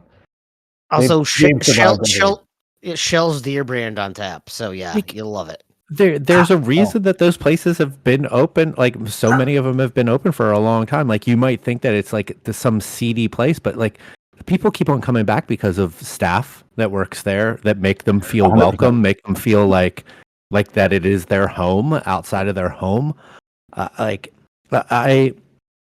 When we lived in Philly, I took Kevin to my favorite bar in the entire world, a little corner bar called Fountain Porter in South Philly. They have a fantastic beer selection on tap and wine, but it's in a corner shop that $5 burgers, great service. They have cheap beer too. Like I used to get like a Daisy Cutter for $4.75 for a pint. I think it's $5.25 now, and their $5 burgers now $6. But I mean, still, it was that place where locals came. They had a great beer selection, but it was just a place to hang out, get away from it all. Like you want to get hammered, awesome. They got booze too, but man, it was just a place that I felt welcome. I felt myself, and like those places, I feel like are so far and few between. And especially in Florida, new ones don't open. New ones don't open. Like those places, like you were saying, like they've been open for years. Like they've been open literally for decades. Many of these places. So the place is called the Upstate. I'm gonna do some upstate regional food items, which are kind of fun. But there's this Connecticut website called BizNet, and it lets you know like costs and who's distributing certain products. And I found that Genesee Cream Ale, which was the first beer I had. I was 3 years old. My dad left one on the coffee table, and I drank like we used to call it the spider, but like the 3 ounces at the bottom of it roughly. It was Genesee Cream Ale, and so Genesee Cream in Connecticut is $55 a half barrel. Jesus Christ. That's wild. So that will be like I'm going to offer my beers, which they're going to be $7 to $8, maybe even $9 for the double IPA. But like there'll be a Genesee Cream and Labatt Blue bottles because in high school, if you were chipping in an extra $3, you can get a Labatt Blue versus Milwaukee's Best Ice. There'll be some. You want some hams? We can get you some hams. I'm from Detroit. I really appreciate a Labatt's Blue. Just so you know, that's a big part of my You're from growing Detroit? up. Yeah. I fucking love Detroit. I love Detroit. We went through Detroit in 2009. My wife and I, we were moving out to Oregon, and there was, everybody likes to go there and do disaster porn stuff there. And so there was this like bombed out housing development thing, and there was this dude. Like clearly, no one lived in this like cooperative housing development project. No one lived there. There's no windows. There's nothing except brick facade. And there's a dude mowing the lawn there. And I was like, that's the most Detroit shit I've ever seen. That guy's like, I'm gonna make this. This is my little fucking corner. And I'm gonna make it nice. And I've been there twice. And every time I go, the city is like always like I'm mounting a comeback, but like the people are fucking cool. It's a perpetual comeback. It's a perpetual comeback that I don't think will ever end. But yeah, it's pretty cool down there. I'm not even about the last 2 times I flew into Detroit, like on the plane, and I saw a car on fire on the side of a highway 2 times in a row, and I thought, if there's ever been a broader metaphor for the state of the U.S. Auto industry. It's kind of funny. Anytime I see lists of like affordable cities that are on the upswing, I feel like Hartford and Detroit are always in the top 5. It's like Buffalo's always perpetually in there too. But man, well, Zillow just put out their top 5, and it was 3 of those 5 cities you just mentioned. and like the architecture though in Detroit is fucking amazing. Like there's like such beautiful buildings, like from housing to just tall brick buildings. Like it's, and I've done my research into Hartford too, because like we want to get the fuck out of Florida whenever we can. But why? like, It seems awesome. It's great. It's great. It's great. But yeah, like Hartford seems to have some of those awesome like old buildings too, like lots of character to it. Uh, I see why places, and I know people who are from those places can be jaded and say like, there's always this old saying in Philly, like Philadelphia is not as bad as Philadelphians say it is. Like there's a love and a charm to places when you leave it for a little while and then you come back and you're like, oh fuck, I didn't realize like what I really had here. Yeah, I mean, like the thing with Hartford is like there's a lot of people here with like really grandiose ideas about how to make the city better, and I think Detroit kind of goes through that too. There's always some huge amount of money that comes in from the Fed, and there's always some politician who's like, I'm going to change the city, and then that person goes to prison for embezzling a bunch of money in Detroit, especially. Kwame Kilpatrick? Is that what you're talking about? Yeah, didn't you have like 3 mayors in a row? 3 mayors in a row, like it faced like racketeering and like embezzlement charges. But the thing that makes those cities like kind of great is that the people didn't move away, and that they're still there. And so like there must be something worthwhile to that little piece of land, and that's kind of what Hartford is right now. Like they claim there's cheap houses, and they claim that like it's always like it's Hartford's rising or Connecticut's rising star, whatever the fuck that means. Shooting star, Connecticut's shooting star. That's not true. Like that it's not. But there are people here, and they should be taken care of in a way that they want to be taken care of. And the suburbs don't always meet those demands. The suburbs are kind of snooty. We have a really shitty tax system here in this state, and those people get to keep their money, and then they bitch whenever Hartford is like in need of money. And Hartford, I could go into very explicit detail. I spent a lot of time at school board meetings here, but it's a very underserved city, and there are really incredible people that just don't have good places to go. And I don't know. I mean, I'm not like a fucking hero, but like, I want a place to go. I want a place to go myself. So if I have to build it, like whatever. I have a feeling I might know something about Joe's last call. Yeah, right. I feel like we could have an entire conversation on like how the cities provide funding for the suburbs, it's not the other way around. And you are the first person on this show other than me who has said the word strode, because like I am all about people-sized cities and walkability and being able to get around without the use of a car. And like hearing someone else say that term, it just brought me so much joy. I'm like, here's someone who gets living in a city and in a neighborhood. So I really appreciated that. Strohs are the worst thing that the United States have. It's explicitly a United States thing. Oh, it's the worst thing we ever fucking did. Canada did it too a little bit, but they copied us. Don't copy us, Canada. We fuck up everything. No, they're the worst. They're the worst fucking invention that we came up with. Like we have so many good inventions here, and we did build a strode. Are you kidding me? Come on. So last call. Are we really gonna go to Strode's? I was just guessing. It just seemed like you were very passionate about this, and you were kind of going into a bit. So I just thought maybe that would segue well. Kevin, I love cities, and I actually, like, as lame as it sounds, my last call was like to talk about cheese in America, and I actually kind of like I've driven across the United States 9 times. I like the U.S. I know it's like really popular to shit on the U.S., but I kind of like people. I like people. It's fucking weird, but I like meeting new people. I like talking to people about where they live, and like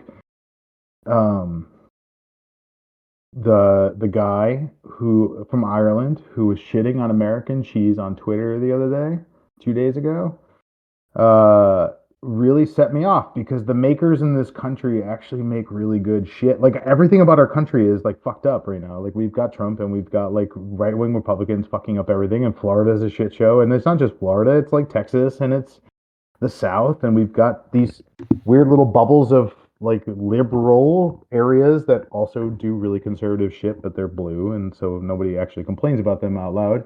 No, it's mostly Florida. Let's just shit on Florida. Like I just need someone else to shit on Florida for me.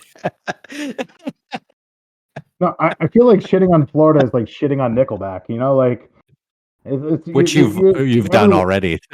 We get it. I'm fucking guilty of it. I'm guilty of it. Everyone knows that Florida sucks, but like I was driving through Florida 2 years ago, and I was mad that we gave that beautiful ass state to the craziest people in this country. It's beautiful there. There is some fantastic stuff to it. Like there's an ecosystem here that is unlike anywhere else in the entire world. Like our swamps, jungle. Like, yeah. You shouldn't give it to the fucking crazy people, bro.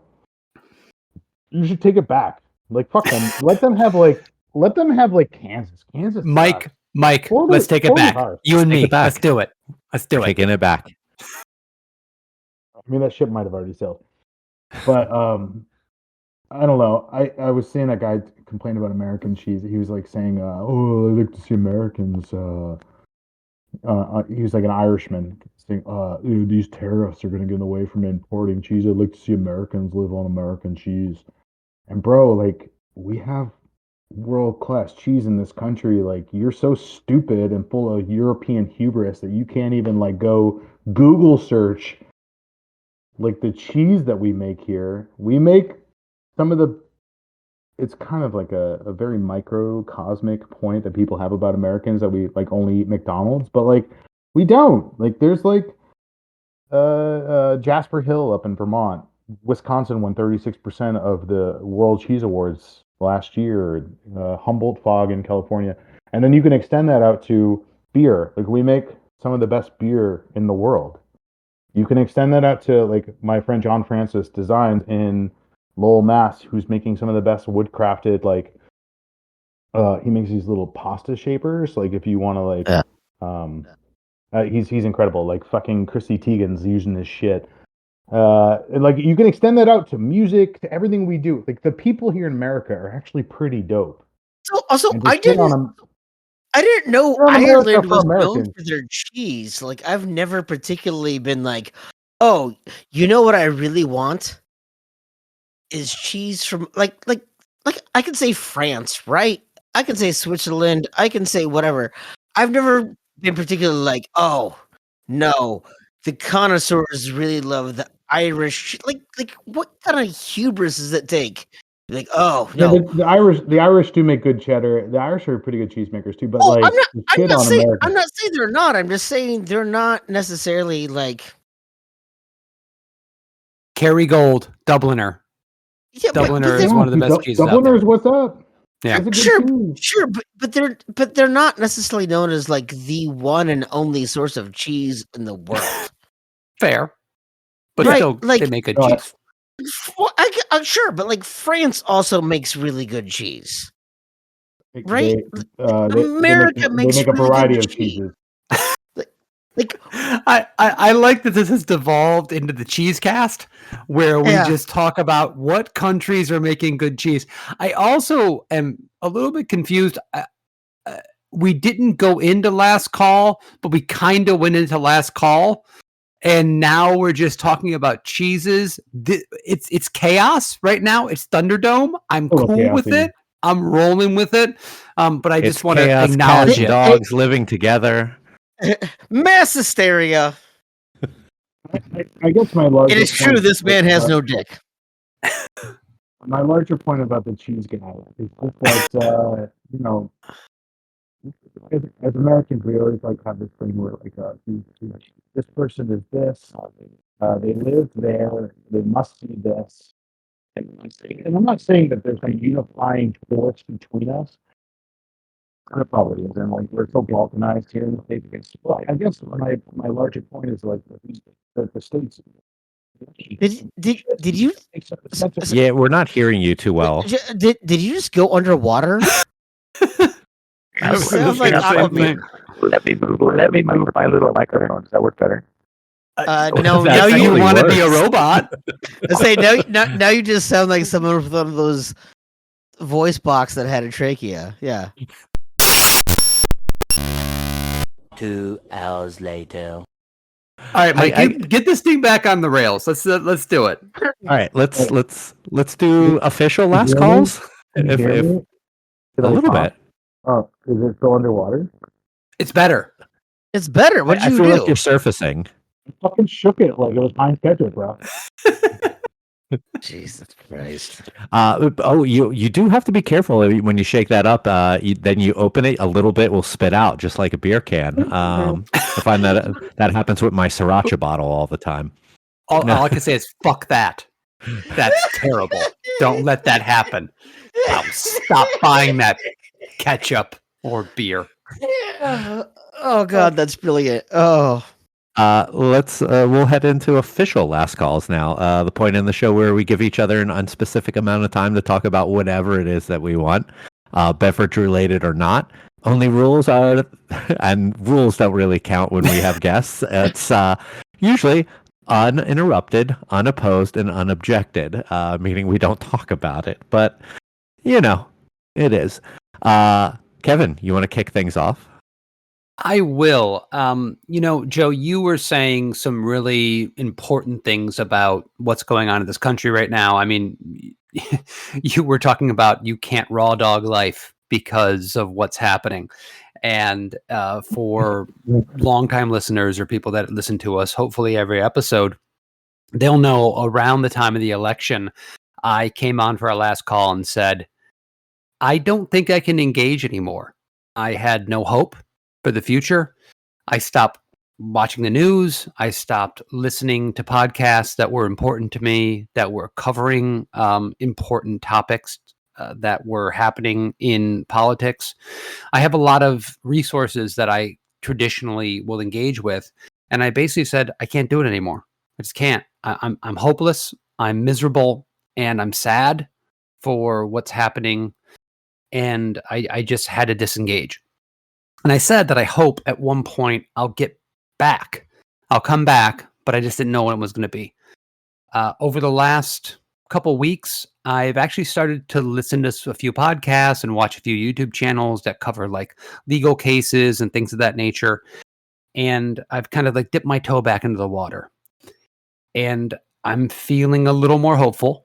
I'm feeling a little bit better about re-engaging with that content. And I want to just mention my wife, Allie. She was about a week ago in Tallahassee, basically lobbying for mental health advocacy. That's what she does. She's a mental health counselor, a professional mental health counselor. She runs the clinical mental health counseling program at Lynn University. And she was up in Tallahassee working and talking with legislators about mental health and fighting the good fight, doing what I wish I would be doing, or idealistically what I would be doing. And with everything going on with the Trump administration and ICE now cracking down on people with valid student visas and detaining them and potentially deporting them because of idealistic reasons, she's been forced to work with students and give them guidance about what they can do and what they can't do, and working with her university to help with procedures to help people who are here legally and doing everything right and trying to advance their lives and make other people's lives better with mental health counseling. And there are people trying to kick them out of the fucking country. She's an inspiration, and I am engaging with these things more and more in a large way because of her, and trying to re-engage the part of my brain that is hopeful and can look to the future with some kind of joy and an aspiration of things can be better. So I'm tepidly putting my toe back in the water. If you were like me and you've disengaged because you were hopeless, hopefully you can find your motivation to re-engage, because Adam Conover, one of the people that I've followed for a long time, who I have a great deal of respect for, and someone who I disagree with sometimes about some of the things that he says and some of the ways that he presents information, because I can do that. I can agree with some things and not all other things, because I'm a human being that can do that. He said something very prevalent. No one's coming to save us.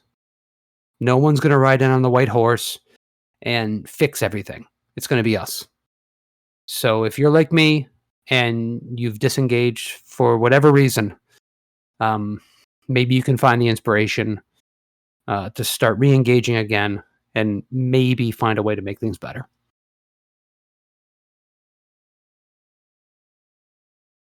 Beautiful. Tim?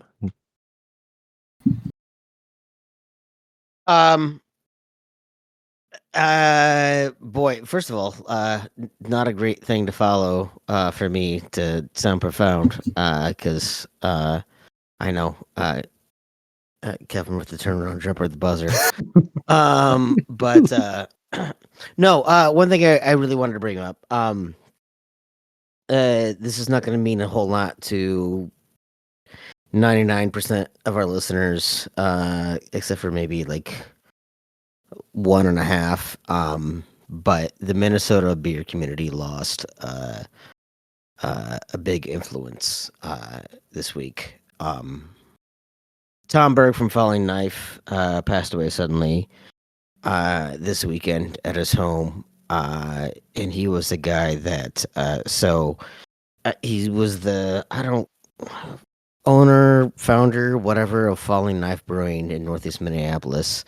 But also for a lot of us in the Minnesota brewing community, also knew him as his role with Northland Mechanical, and even before he was owner of a brewery, he was helping me fix my boiler or figure out my glycol pump or some of those things. It was he worked for one of the largest mechanical servicing companies here as well. But Tom was one of those guys that, first time I met him, he knew my name instantly. And the second time I saw him, he remembered me and treated me like we'd been friends forever. Great big smile. Throughout multiple stops in my brewing career, I leaned on him, as well as just to be able to go out. The number of times that man would, buy me a beer for no reason, or just be there with a smile and a laugh. It sucks. Like I had a weird interaction with someone. Like I don't normally engage with trolls online, and I had kind of a weird interaction with someone online who, someone had made a post about him leaving or him passing away, and the way, they made kind of a glib statement, and it really kind of hit me hard. Like, just don't be fucking shitty when people pass away. But yeah. Tom leaves behind a really great legacy. Really proud to have been friends with the man. Really proud to know that anytime that I could talk to him, that he would give me an answer. Really, and a smile, and a laugh to know that anytime he came into any brewery or distillery I worked at, that he was going to come up to me right away and ask me what was going on and get the real truth. Good dude. Falling Knife is not that old of a brewery. Maybe 4 or 5 years. But his legacy will loom very large in this industry. So,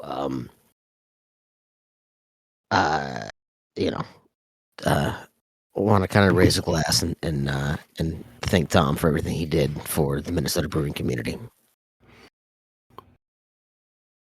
I'm sorry for your loss. Thank you.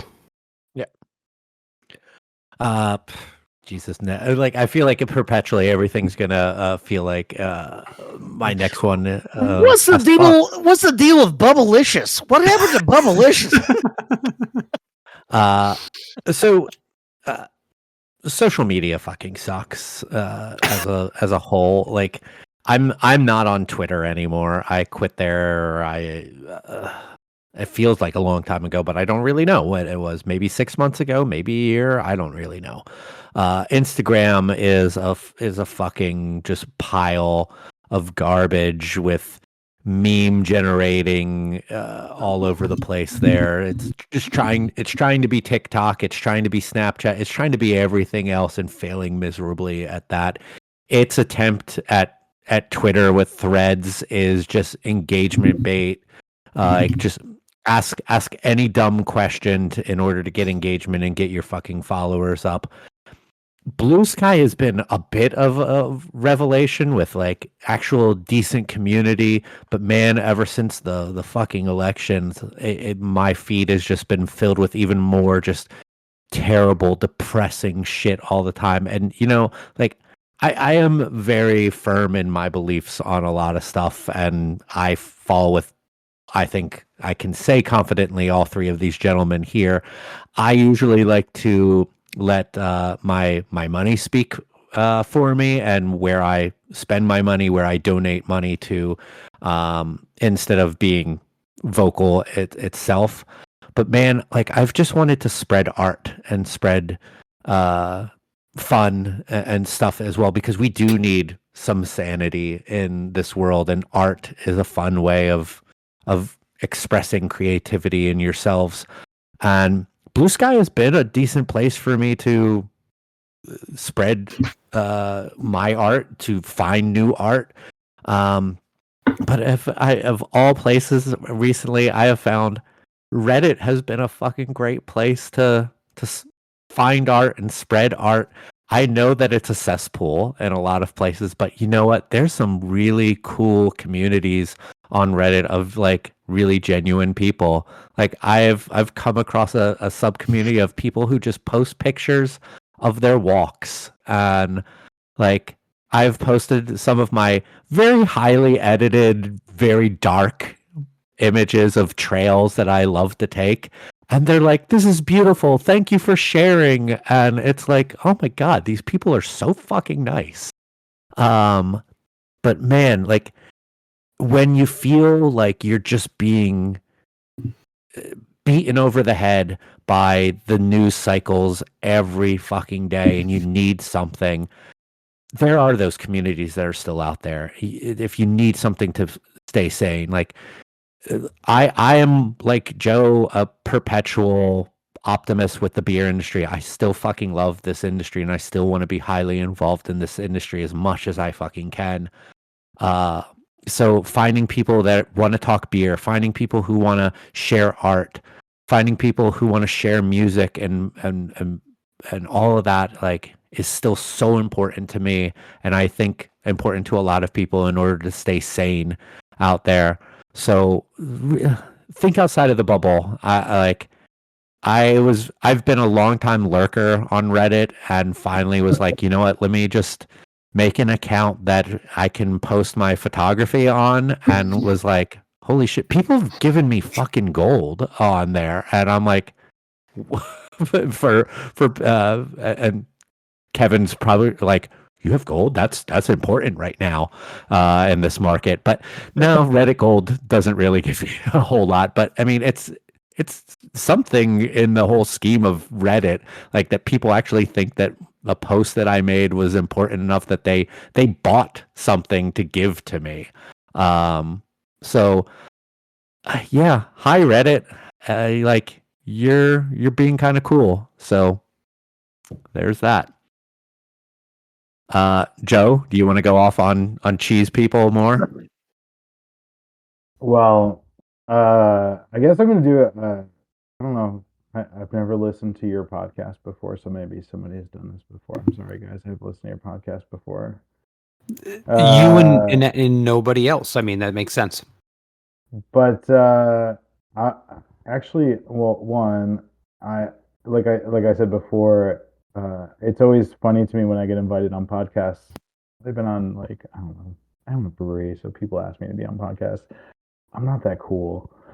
But I appreciate it that somebody would want to hear what I have to say. So that's like my thing right now is that you guys invited me on. So I really appreciate it. But I'm just going to talk about each one of what you guys had to say um, on your own last calls. So Kevin, as far as disengaging goes, like I'm like that's all right, man. Like shit's like it's dark, man. Like looking at like the news cycle is brutal, and like I'm assuming that you have a positive vision for the world that you would like to see, and it probably affects you very deeply to see that the people who have an opposing view to I don't know people living high quality lives are in charge, and so like being disengaged from what the power structure is currently is probably a normal reaction, and I would encourage it for as long as you're willing to accept it. Seeing what people turn out to Bernie's rallies and AOC's rallies along the Southwest in the last couple of weeks has been pretty exciting to me because most of those people are disengaged voters, and they have a reason to be disengaged, and we should probably be finding out why. Like a large portion of our country doesn't vote, and we should be reaching out to them. And I think that that it speaks to similar to what you're saying right now, where you want to disengage and not be involved because I don't know, man. Like watching the two people kind of fuck a football at the same time in this election cycle was really depressing. And having to choose between a complete and utter not capitalist nihilist and somebody who's like, well, I want to kind of do some of the same things that he's doing, but in a way that like where I have a flag on my lapel is a little depressing to have to navigate. And Tim, like honestly, like going to what you were saying, like the industry always like has this tendency to like focus on the famous people. And like any industry, it's like we focus on the tree houses and we focus on the Tony McGee's and the Tim Calagionis and like side project guys like for what they've been able to do to attract attention to their brands. But like each one of those breweries that I just mentioned and owners of brewery that I just mentioned like have guys that and gals and theys who are keeping the brewery afloat and in a way that they wouldn't function without them is like a really important toast, and I support that. I think we should be supporting people who keep breweries operational because no one else is. And like why the fuck should Nate Lanier get all the credit for Treehouse when like half of that brewery actually more than half of that brewery wouldn't be functioning without the people who are doing the electrical and doing the plumbing and doing the fucking HVAC shit. Like those guys are and gals and theys are like the real people who keep Nate Lanier driving his Audi A8. And Mike, like, dude, fucking A, dude, your photography is rad. Like, you should keep going with it. I like that you have this weird dark gothic style going on. Like, that shit's badass. I've been following you for a few years, and I like that you have these weird like 2005 emo song titles for your photos, and I think you should keep going with it. And it's fucking rad that you're so genuine about it because you genuinely like your own art, and that is a rare thing. We're not trying to reach an audience that's beyond you. You're just trying to make your thing and like keep going with it. And honestly, that's sick. Like, like, dude, keep going. Like that's the goal of it is like kind of to get better at what we like to do. Despite the lack of financial success, you should keep making creative things because you like to do them. So that's my last thing is like each one of you guys have valid takes, and I am just a guest on your show, and I appreciate you inviting me on. I'm gonna fucking cry, Joe. That's not even fair. I'm sorry, I'll say something dumb. What do you want? Like, now Kevin is muted. Kevin's muted. I know he's saying something very Sorry, important. no, I was never. No, I really appreciate that. I also love that when we have guests on, they can break all the rules. We don't comment on other people's last calls, but you can, Joe. You can, and because you said such nice things, I support it even more. Because I like me, and I like when I am validated by things. Yeah, it was literally kind of one of the most sincere, sweet last calls that we've gotten. Like it was very humbling. So thank you very much for giving. I mean, you guys have a podcast about beer in 2025 when people aren't drinking beer. Like you guys are doing something that is not popular. So keep going. Like, fuck it, man. The rules didn't say that your last call can't be about other people's last calls. I guess so. That's a loophole. We found a loophole. Yeah, I do want to say this podcast is about loopholes. I do want to say that I just want to bring it back to cheese because it's the most important thing. If you guys can see this is a post from the Midwest versus Everybody Facebook account Wisconsin. that basically says like, oh, we're not going to have cheese from other countries. I think we'll be fine. And it's just a picture of Wisconsin. It's just Wisconsin, and we will absolutely be fine. Jesus Christ! I just had to share it because we were talking about it. Yeah. Actually, can I say one more thing about that guy? No. Yes. I'm gonna anyway.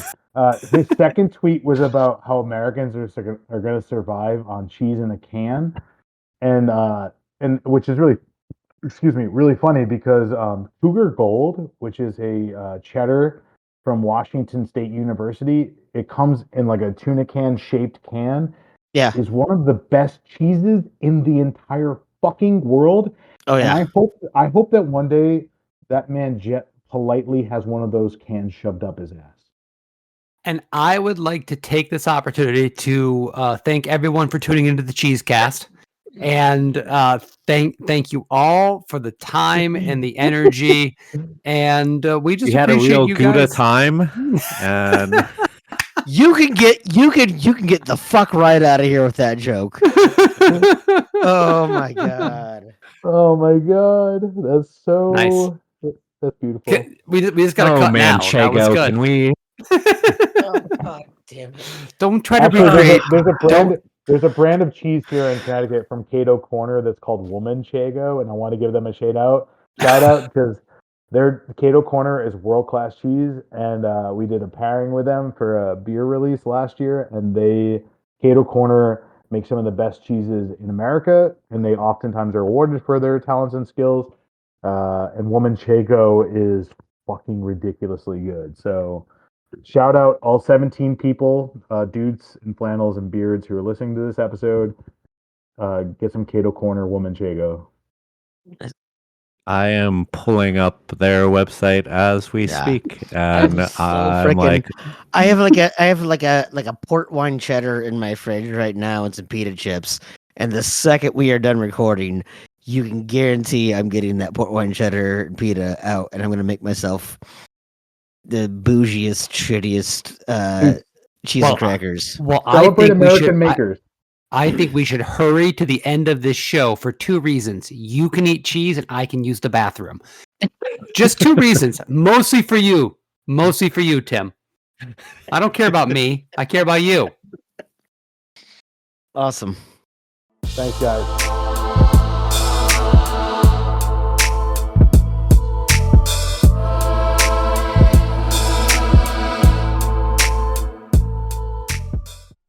one more time, a big thanks to Joe for coming and joining the show. Despite all of the technical difficulties, technology, it was a hell of a lot of fun. And he is an awesome person. And talking to people like him is what keeps me going in this industry. There's so much to be down about. There really is. And he explains plenty of reasons to be down about things in the beer industry, but he keeps on going, and he is creating something new and unique and being a part of his community. I love it. It didn't get a chance to allow him to plug himself. So please do go check out Hanging Hills. Their website is hanginghillsbrewery.com. They're on Instagram, Facebook, and Twitter if you want to follow them there as well. I am really looking forward to seeing what comes from the bar in time. It's really exciting. I want to thank you for coming in and joining us every couple weeks and listening to this silly, weird podcast that we make about the beer industry, about the beverage industry, about the stuff and things. The fact that a bunch of you keep on coming back and wanting to listen to some grizzled young vets, not young, some grizzled old vets of this industry just talk about it for now 138 episodes. It really means a lot. If you want to support our show and say thank you for all of this, you can check out our website, unitedwedrink.com, and go to the Brands We Love page. If you go to any of those awesome brands on there, such as Trade Coffee, Made in Cookware, you buy anything through there, you kick back a little something to us subconsciously. So all of that just goes towards our hosting fees. We don't really make any money off of this. We also have shirts, buttons, stickers, totes, and all of that at our web store, unitedwedrink.com/store. Other than that, we'll be back in a couple weeks with another new episode. Thank you, everyone, once again, and we'll see you then. Cheers.